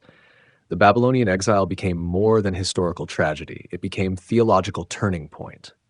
During those 70 years beside foreign rivers, Jewish identity crystallized in new ways. Separation from the land forced deeper connection to faith. Scholars in Babylon compiled ancient traditions into what would become the Hebrew Bible. Separated from temple worship, they focused on scripture study. The Torah took written form during these decades of displacement. Exile nurtured the very book that would outlive all empires. Prophets found their voices in Babylonian darkness. Ezekiel preached by the Shebar Canal, describing visions of divine glory departing and returning to Jerusalem. Isaiah's greatest poetry emerged from exile's pain. Servant songs that would echo through centuries, promises of restoration that still stir human hearts. Yet Nebuchadnezzar's role in Jewish memory remained complex. Yes, he was destroyer and oppressor, but he was also unwitting servant of divine will. Jeremiah had called him my servant, chosen to punish Jerusalem's unfaithfulness. God used foreign kings to accomplish holy purposes. The book of Daniel presented Nebuchadnezzar as more than conqueror. He became seeker after truth. His dreams revealed heaven's plan for human history. His madness demonstrated divine sovereignty over earthly pride. His restoration showed mercy extended even to pagan rulers who acknowledged the true God. This theological framework influenced how Jews understood all foreign powers. Rome, like Babylon, might oppress God's people while unknowingly serving God's plan. History had hidden purposes that would only become clear when the divine kingdom replaced all earthly thrones. When Christianity emerged from Jewish soil, it inherited this Babylonian imagery. The book of Revelation transformed ancient Babylon into symbol of all opposition to God's reign. Babylon the Great became code for Rome, for worldly power, for spiritual rebellion against heaven's authority. Early Christians facing persecution found comfort in Daniel's visions. The fourth beast might be Rome, but the Son of Man would receive eternal dominion. The little horn might be Caesar, but the Ancient of Days would judge all earthly pride. Present suffering served larger purposes not yet revealed. Church fathers developed elaborate interpretations connecting Nebuchadnezzar's statue to historical empires. The golden head was Babylon, the silver chest Persia, the bronze belly Greece, the iron legs Rome. The stone that crushed all kingdoms was Christ's spiritual reign breaking into human history. Augustine used Babylon as symbol for earthly city opposed to the city of God. Human empires, no matter how magnificent, remained fundamentally flawed. Only divine kingdom could satisfy human longing for perfect justice and lasting peace. Nebuchadnezzar's madness illustrated the futility of earthly ambition. Medieval Christians saw themselves living in the Iron Age, awaiting the Stone Kingdom. Crusaders fighting for Jerusalem thought they were hastening prophecy's fulfillment. Reformers breaking from Rome believed they were escaping Babylonian captivity. Each generation found contemporary meaning in ancient visions. The Protestant Reformation intensified anti-Babylon rhetoric. Rome became the new Babylon, the Pope the little horn, Catholic traditions the mark of the beast. Reformers cast themselves as faithful remnant escaping spiritual exile. Scripture alone would guide them home from doctrinal Babylon. American colonists fleeing religious persecution saw themselves as new Israelites leaving Egyptian bondage and Babylonian captivity. The New World offered space to build God's kingdom without interference from corrupt European powers. Freedom of worship became part of prophetic destiny. Modern dispensationalists developed intricate charts showing how Daniel's prophecies would unfold in the end times. Nebuchadnezzar's statue mapped future history with mathematical precision. The 70th week was postponed until the church age ended and tribulation began. Every world event fit predetermined prophetic patterns. Holocaust survivors struggled with Babylonian metaphors. If suffering served divine purposes, what did Auschwitz accomplish? If God used foreign powers to chasten his people, what lesson did genocide teach? Some found comfort in prophetic hope, others rejected theological explanations for inexplicable evil. Contemporary liberation theologians read Babylon differently. The empire represented systemic oppression of the poor and marginalized. God sided with the exiled against their oppressors. Prophetic calls for justice trumped apocalyptic promises of future deliverance. The kingdom of God demanded social transformation now. Through all these interpretations, Nebuchadnezzar remained central figure. Sometimes villain, sometimes servant, sometimes seeker. His character adapted to each generation's needs. The mad king who grazed like cattle became mirror reflecting human anxiety about power, pride, and divine judgment. Perhaps that flexibility explains Babylon's enduring power in religious imagination. The ancient city contained enough complexity to sustain multiple meanings. Historical Babylon could be simultaneously place of exile and center of learning, source of oppression, and catalyst for spiritual growth. In the end, Babylon in Jewish and Christian thought transcended geography and chronology. It became eternal symbol for humanity's relationship with divine authority. Every generation faced the choice between earthly empire and heavenly kingdom, between proud self-assertion and humble submission to higher power. The choice Nebuchadnezzar faced in his palace garden, whether to acknowledge powers greater than his own, remains the choice facing every human heart. Babylon asks whether we will bow before the golden statue of our own ambitions or look up to see the stone kingdom coming on clouds of heaven. Nebuchadnezzar in Islamic tradition. Bukht Nasser, the Arabic tongue transformed his name but preserved his story. Islamic tradition remembered the Babylonian king through different lenses than Jewish or Christian sources. The Quran never mentions him directly, but later Muslim scholars wove him into narratives of divine justice and prophetic warning. Early Islamic historians like al-Tabari collected stories about ancient rulers. Nebuchadnezzar appeared as instrument of divine wrath against the Israelites, chosen to punish them for rejecting prophetic messages. Allah used foreign kings to correct wayward nations, a theme familiar across monotheistic traditions. The destruction of Jerusalem carried special significance in Islamic thought. Muslim scholars argued that Jewish rejection of prophets led inevitably to divine punishment. Nebuchadnezzar became unwitting servant of Allah's justice, his conquest demonstrating consequences of spiritual rebellion. Some traditions portrayed him more sympathetically. Confronted by Daniel's interpretations and miraculous signs, this pagan king recognized divine truth. His madness served as both punishment for pride and path toward humility. Recovery came through acknowledgement of Allah's sovereignty over earthly power. Islamic versions of the fiery furnace story emphasized monotheistic themes. 3 faithful believers refused to worship false gods despite threats of death. Their preservation from fire demonstrated Allah's protection of righteous servants. The king's amazement led him closer to true faith. Medieval Muslim chroniclers connected Nebuchadnezzar to broader patterns of rise and decline among nations. His empire followed the cycle described in the Quran. Allah grants power to whom he wills and removes it according to his wisdom. No earthly kingdom endures forever. The Hanging Gardens, if they existed, became examples of human ingenuity blessed by divine providence. Islamic scholars appreciated technical achievements that beautified the earth. Gardens represented paradise glimpsed through mortal architecture. Even pagan rulers could create beauty when inspired by higher purposes. Sufi mystics found deeper meanings in Nebuchadnezzar's madness. The king's descent into bestial behavior symbolized spiritual states experienced by seekers. Pride must be broken before divine knowledge can enter human hearts. Sometimes Allah drives souls into wilderness to teach lessons impossible to learn in palaces.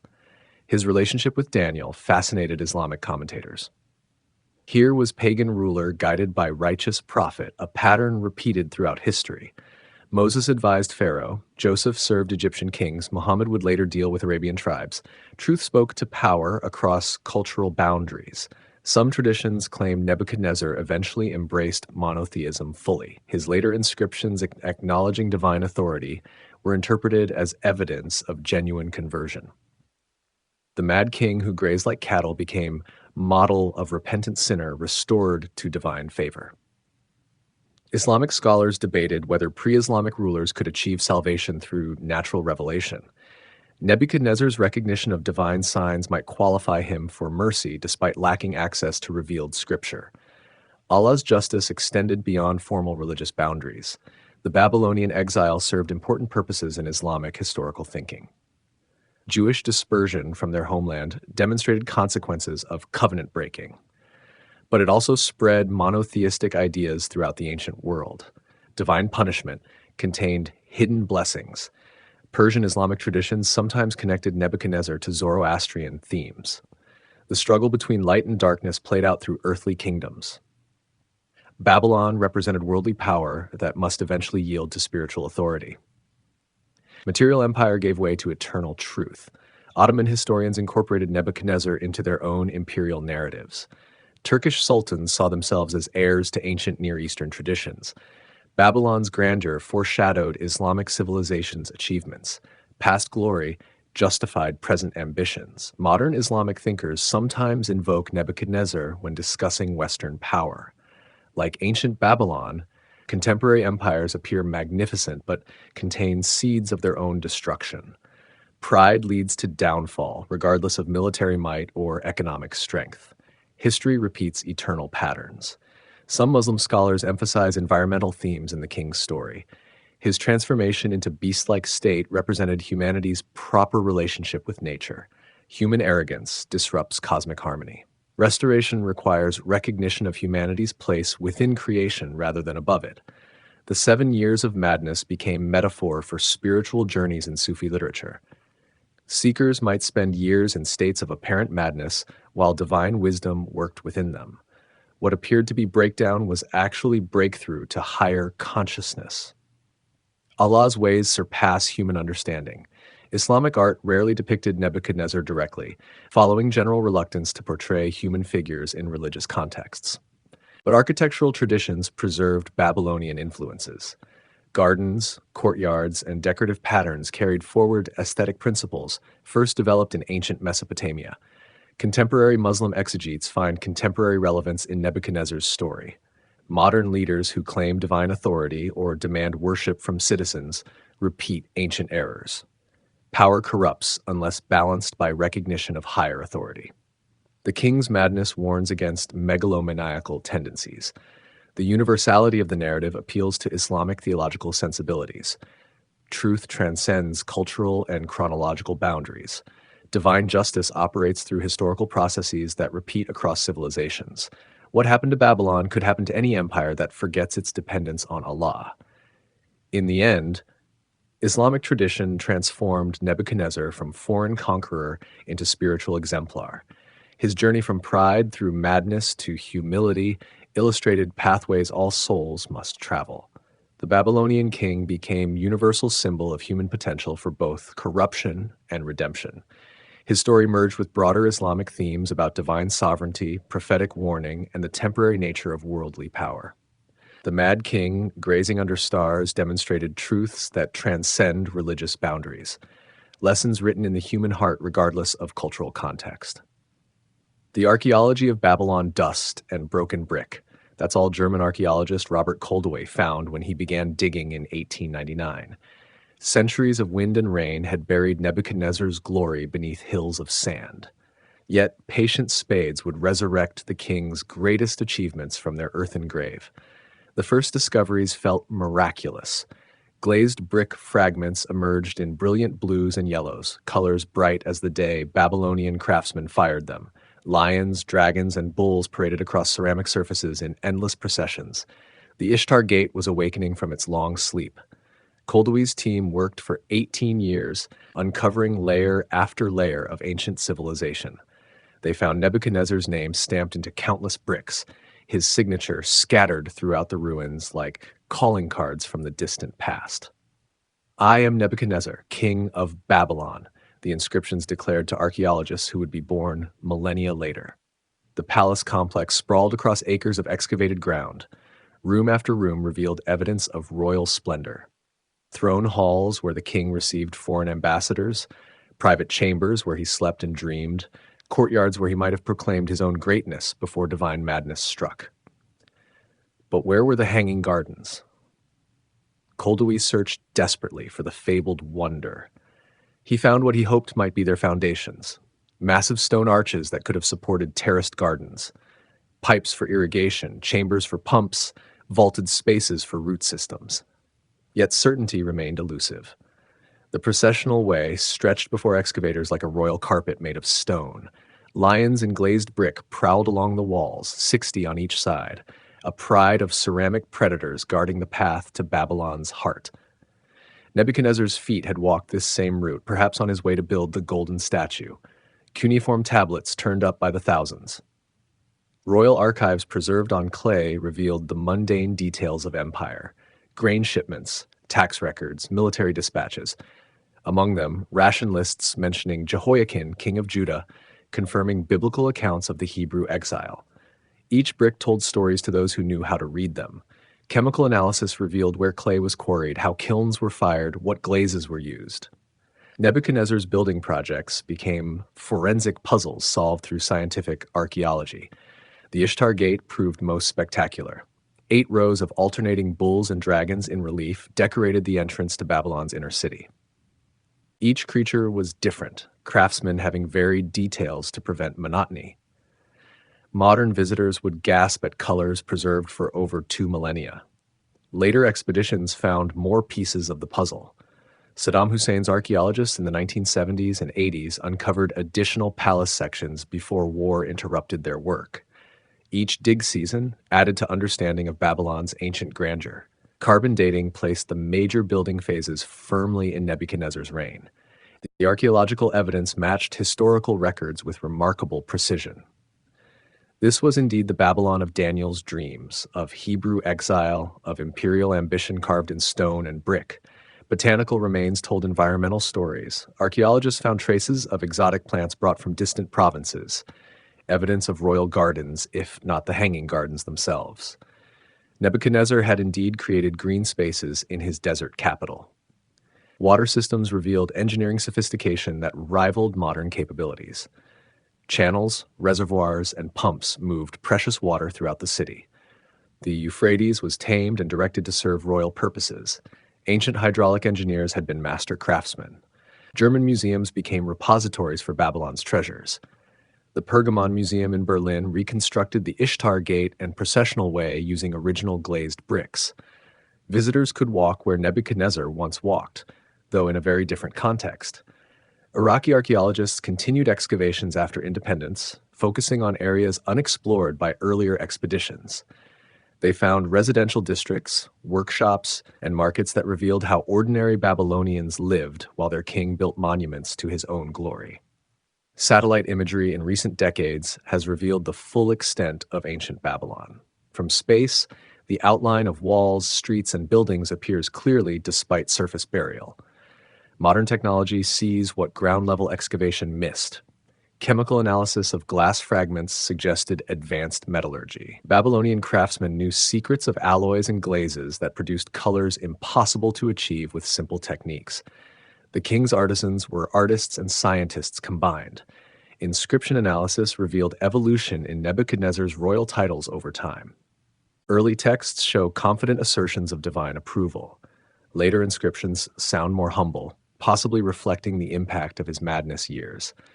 Even royal propaganda reflected personal transformation. The absence of evidence sometimes spoke as loudly as discoveries. No traces of the hanging gardens, despite intensive searching.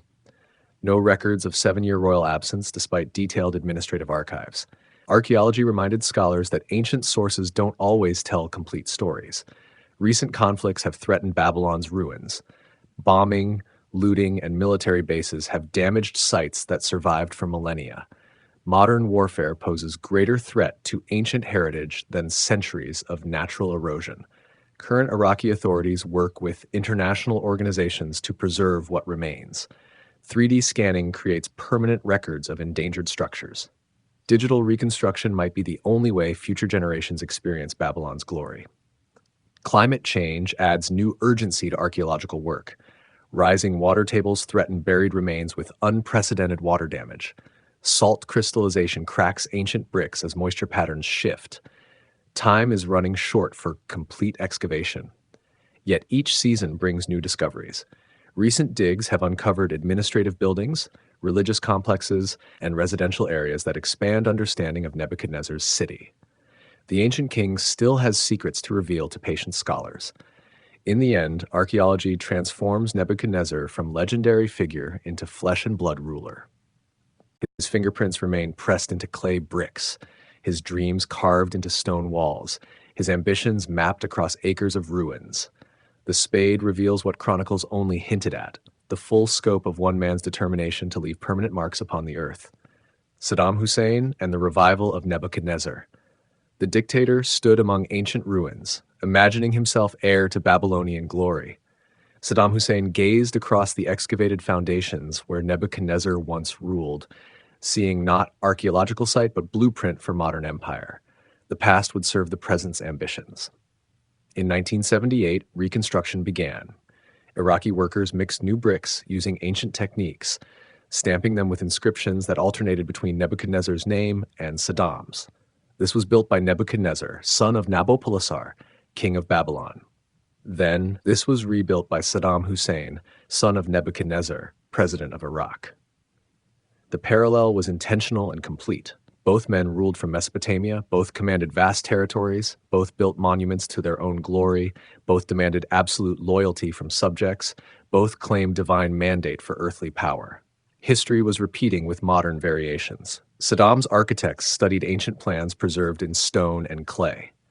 Palace walls rose on Nebuchadnezzar's foundations. Throne rooms appeared where ancient kings once held court. Gardens bloomed where hanging gardens might have flourished. The dead city stirred to artificial life. Tourism became political statement. Visitors walked processional ways, lined with reconstructed lion reliefs. They climbed stairs to palace terraces overlooking the Euphrates. They posed for photographs beside walls where Saddam's name appeared alongside Nebuchadnezzar's. Ancient legitimacy blessed modern dictatorship. The comparison went deeper than architecture. Both rulers faced coalition enemies. Nebuchadnezzar fought Assyrians, Egyptians, and rebellious vassals. Saddam battled Iranians, Kurds, and eventually Americans. Both saw themselves as defenders of Mesopotamian civilization against foreign threats. Cultural festivals celebrated Babylonian heritage. Musicians performed on reconstructed instruments. Artists recreated ancient crafts. Scholars lectured about Mesopotamian achievements. All served Saddam's narrative of historical continuity from ancient kings to modern presidency. The Iran-Iraq War provided perfect backdrop for these historical claims. Like Nebuchadnezzar defending Babylon against Elamite invasions, Saddam portrayed himself as guardian of Arab civilization against Persian aggression. Ancient enemies were fighting modern battles. Oil wealth funded grandiose building projects reminiscent of Nebuchadnezzar's construction programs. Palaces, monuments, and public works proclaimed Iraqi power to domestic audiences and foreign visitors. Petrochemical revenues replaced tribute from conquered provinces. Educational curricula emphasized Mesopotamian history. School children learned about Babylon's glory days, connecting ancient achievements to contemporary Iraqi identity. Nebuchadnezzar became national hero whose legacy justified present-day authoritarianism. Even Saddam's personal mythology echoed Babylonian themes. Like Nebuchadnezzar, he claimed divine visions and special destiny. Court poets composed verses comparing him to ancient kings. Official media portrayed him as chosen instrument of historical necessity. The Gulf War interrupted these grandiose plans. Coalition bombing damaged reconstruction projects. International sanctions prevented completion of planned monuments. Saddam's Babylon remained forever unfinished, like so many dictatorial dreams. Archaeological sites became military bases during subsequent conflicts. American forces established camps among ancient ruins. Helicopters landed on processional ways. Soldiers walked where Nebuchadnezzar once paraded. Modern warfare trampled historical preservation. The 2003 invasion ended Saddam's Neo-Babylonian revival. Coalition forces found his reconstructed palaces and seized his archaeological propaganda. The modern king who claimed Nebuchadnezzar's mantle was pulled from a hole in the ground, disheveled and defeated. Looting followed the regime's collapse. Ancient artifacts disappeared from museums and archaeological sites. Black market dealers sold Mesopotamian treasures to private collectors worldwide. War scattered Babylon's heritage across the globe. International efforts began to assess damage and prevent further losses. UNESCO listed Babylon as Endangered World Heritage Site. Emergency conservation work stabilized structures threatened by neglect and ongoing conflict. The irony was profound. Saddam's identification with Nebuchadnezzar had attracted international attention to Mesopotamian archaeology.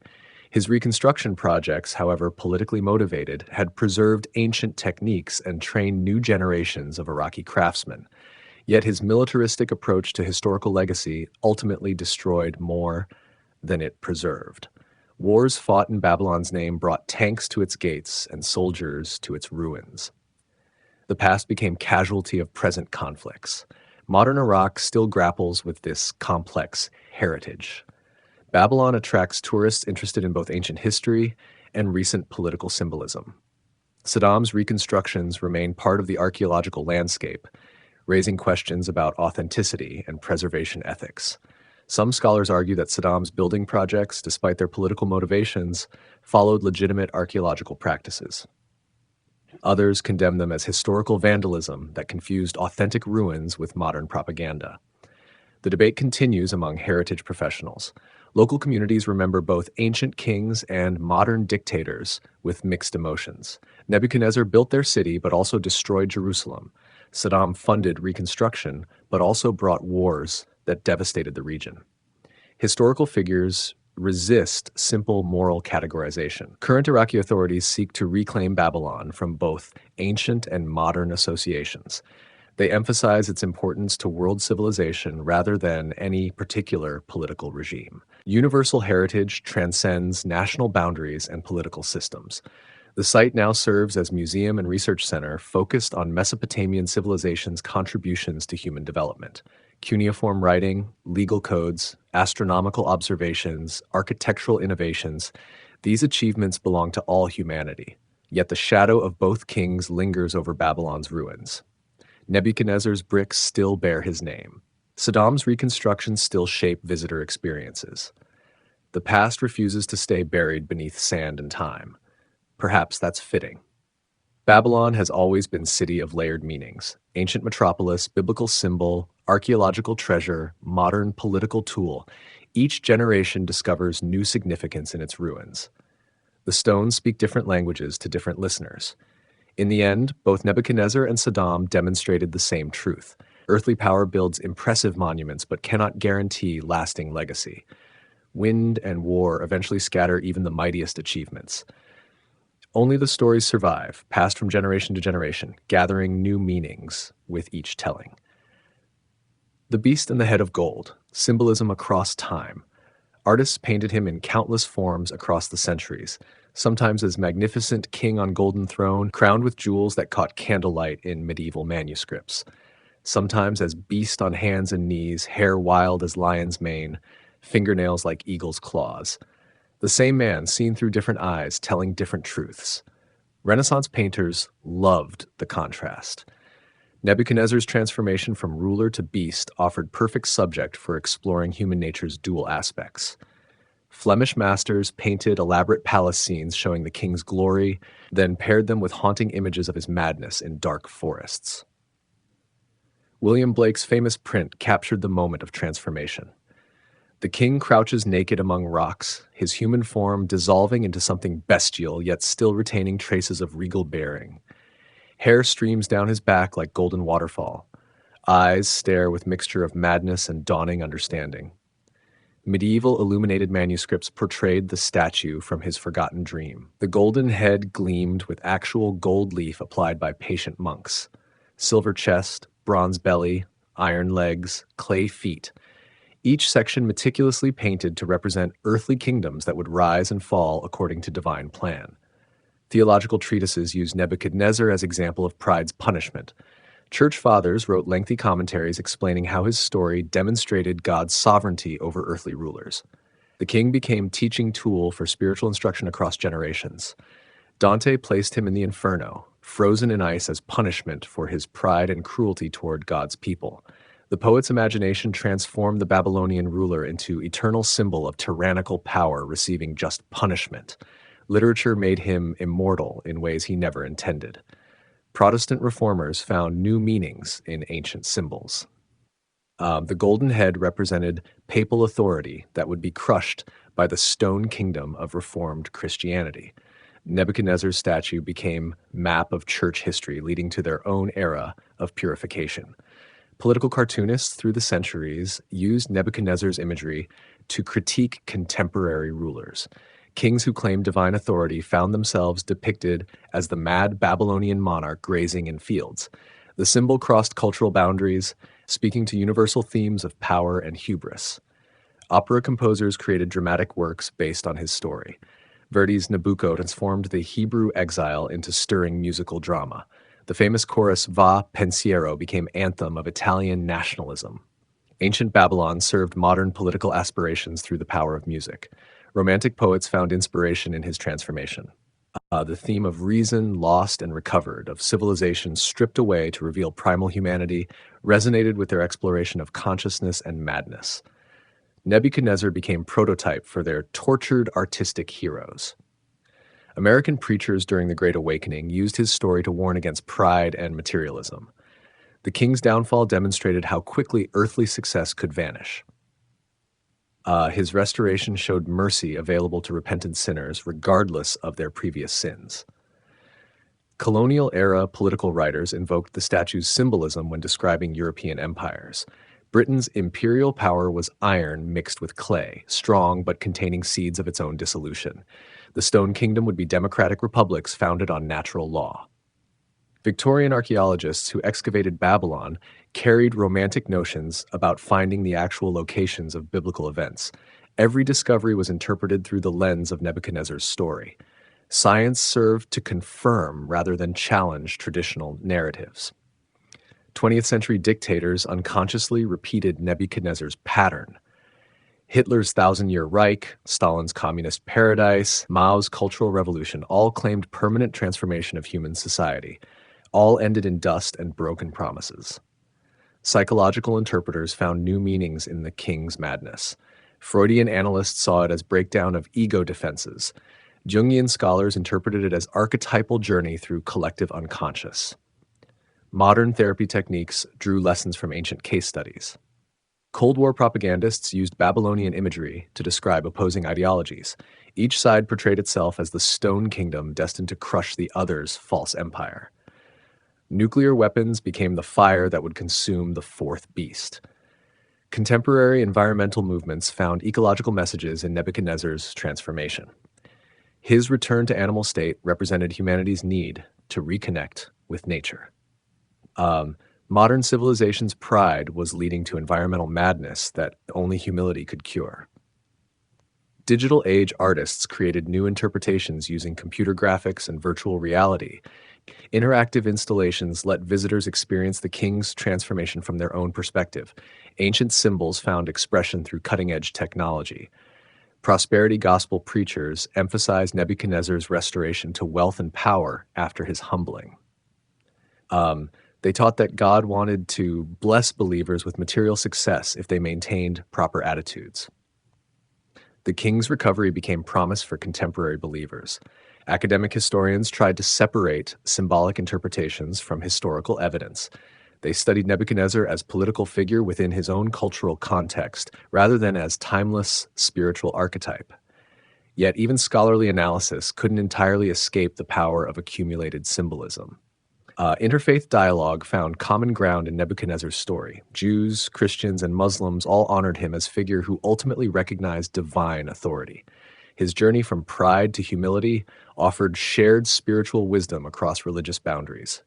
Popular culture continued finding new uses for Babylonian imagery. Movies about ancient empires featured Nebuchadnezzar as complex character, sometimes villain, sometimes tragic hero. Video games let players build their own versions of ancient Babylon. Modern Iraq struggled with the king's dual legacy. He was both destroyer of Jewish temple and builder of architectural wonders. Tourist guides had to navigate between historical facts and religious sensitivities when telling his story to diverse audiences. The symbolism proved remarkably adaptable. Each generation found contemporary relevance in ancient images. The golden head represented whatever earthly power seemed most impressive. The beast represented whatever madness most threatened civilization. The Stone Kingdom embodied whatever hope seemed most necessary. Perhaps that adaptability explains the enduring power of Nebuchadnezzar's story.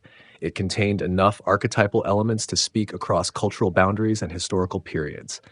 The king's journey from pride through madness to wisdom resonated with universal human experiences. In the end, the beast and the head of gold became mirror for human nature itself. We all contain capacity for both magnificence and madness, for building golden empires, and for crawling through grass like animals. Nebuchadnezzar's transformation reminded each generation that the distance between glory and disgrace is shorter than pride imagines. Final reflections. Pride, power, and prophecy. The stars looked down on a broken king that night. Hair matted with dew, fingernails caked with earth, the once mighty ruler crawled through palace gardens on hands and knees. 7 years had passed since reason left him. 7 years of eating grass like cattle, of sleeping under open sky, of being driven from human society. What thoughts moved through his clouded mind? Did he remember the golden statue, the fiery furnace, the dreams that Daniel interpreted? Did some part of him understand that this humbling served divine purposes beyond his comprehension? Or was awareness itself too heavy a burden for madness to carry?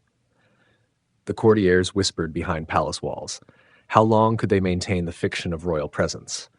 Trade agreements needed signing, military campaigns required leadership, provincial governors demanded guidance. Empire functioned on the assumption of central authority. What happened when that authority grazed in gardens like a beast? Perhaps his closest advisors covered for him. Perhaps they forged his seal on necessary documents, issued commands in his name, maintained the machinery of power, while its source wandered lost in his own mind. Government has always been theater, requiring actors to play their roles even when the lead performer has forgotten his lines. Daniel grew old during those silent years. The Hebrew prophet who had interpreted so many royal dreams now watched their fulfillment in the most literal way possible. The great tree had been cut down just as the vision predicted. The stump remained, bound with iron and bronze, waiting for heaven's restoration. In Jerusalem's ruins, other exiles heard whispers of their captor's fate. Some might have felt satisfaction. Divine justice was working itself out in palace gardens far from their destroyed temple. Others perhaps felt pity. Even enemies deserve compassion when heaven's judgment falls upon them. The 7th year ended as suddenly as madness had begun. Nebuchadnezzar lifted his eyes to heaven, and reason returned like sunrise after endless night. He stood on human legs, spoke with human voice, thought with human mind. The beast became a man again, but not the same man who had fallen. His first act was worship, not of Marduk or any Babylonian deity, but of the Most High God who rules over human kingdoms. The king who had once demanded worship now offered it to powers beyond earthly thrones. Pride had been burned away, leaving humility in its place. The restoration was as complete as the humbling had been total. Nobles and counselors welcomed him back with relief and wonder. His dominion returned, his majesty was restored, his kingdom was re-established. But the man who resumed the throne was not the man who had left it. His later inscriptions reflect this transformation. Gone are the boastful claims of divine status. Instead, acknowledgement of higher authorities, gratitude for mercies received, warnings about pride's dangers. The mad king had learned lessons that sane kings often miss. What did he make of those 7 lost years? Did he remember the experience of madness, or was it mercifully erased from memory? Did he understand his suffering as punishment, purification, or both? The records preserve his restoration, but not his reflections on the journey that led there. The empire he resumed was different too. 7 years of uncertain leadership had weakened central authority. Provincial governors had grown accustomed to independence. Trade partners had found alternate arrangements. The machinery of power had continued functioning, but with reduced efficiency and increased fragmentation. Yet something valuable had been gained through loss. The king's humbling had demonstrated truths that no amount of military conquest could teach. Human authority remains provisional, dependent on forces beyond political control. Even absolute monarchs answer to absolute authority. Daniel's prophecies took on new credibility after their literal fulfillment. Palace courtiers who had dismissed Hebrew wisdom as foreign superstition now recognized its accuracy. The old prophet's interpretations had proven more reliable than Babylonian astrology or dream manuals. The story spread beyond palace walls, carried by merchants and diplomats to distant kingdoms. Word of the mad king's restoration traveled trade routes, inspiring awe and wonder. Here was proof that divine justice worked itself out through human history, that pride went before fall, that mercy followed judgment. Future generations would wrestle with the tale's meaning. Was Nebuchadnezzar victim or volunteer in his own downfall? Did his pride necessitate divine intervention, or did divine purpose require his humbling? The intersection of human choice and heavenly sovereignty remained mysterious. The king's transformation became template for understanding political power. All earthly authority exists by divine permission, subject to divine judgment. Rulers who forget this truth risk losing not just their thrones, but their sanity. The crown that seems so secure can become burden too heavy for human minds to bear. His story also offered hope to those who had fallen from heights of success. Recovery was possible, restoration available, redemption within reach. The beast king who crawled through grass had regained his throne. No fall was too complete for divine mercy to reverse. In the end, Nebuchadnezzar's journey from golden palace to grassy field and back again illustrated timeless truths about human nature. We are capable of magnificent achievement and bestial degradation, sometimes within the same lifetime. Power corrupts unless balanced by humility. Pride precedes destruction, but grace can rebuild what judgment tears down. The stars that watched him crawl through gardens also watched him resume his throne. They had seen both extremes of human experience played out in one man's life. From their eternal perspective, perhaps kings and beasts seemed equally small, equally dependent on forces beyond themselves. The great king's earthly story was ending, but its spiritual significance was just beginning. Nebuchadnezzar would live on in prophecy and symbol, in warning and promise, in the collective memory of peoples who understood that even mightiest rulers remain accountable to powers they cannot control. As he aged on his restored throne, did he sometimes remember the taste of grass, the feel of dew on wild hair, the strange freedom of madness? Did those memories humble him when courtiers flattered or when enemies cowered? The beast years had taught lessons that throne years could not provide. The story comes full circle. We began with the image of a broken king on hands and knees, hair matted, mind lost. We end with the same man restored to dignity, chastened by experience, wiser for having touched the depths of human vulnerability. Between beginning and end lay a journey of 7 years that changed not just a king, but the world's understanding of power itself. Nebuchadnezzar had become more than historical figure. He had become parable of human ambition, divine judgment, and merciful restoration. His tale would outlive his empire, his madness would prove more memorable than his conquests, his humbling would teach more than his victories. The golden head of the great statue had fallen and risen again, cracked by experience but strengthened by understanding. In losing his mind, the king had found his soul. In becoming beast, he had discovered what it truly meant to be human.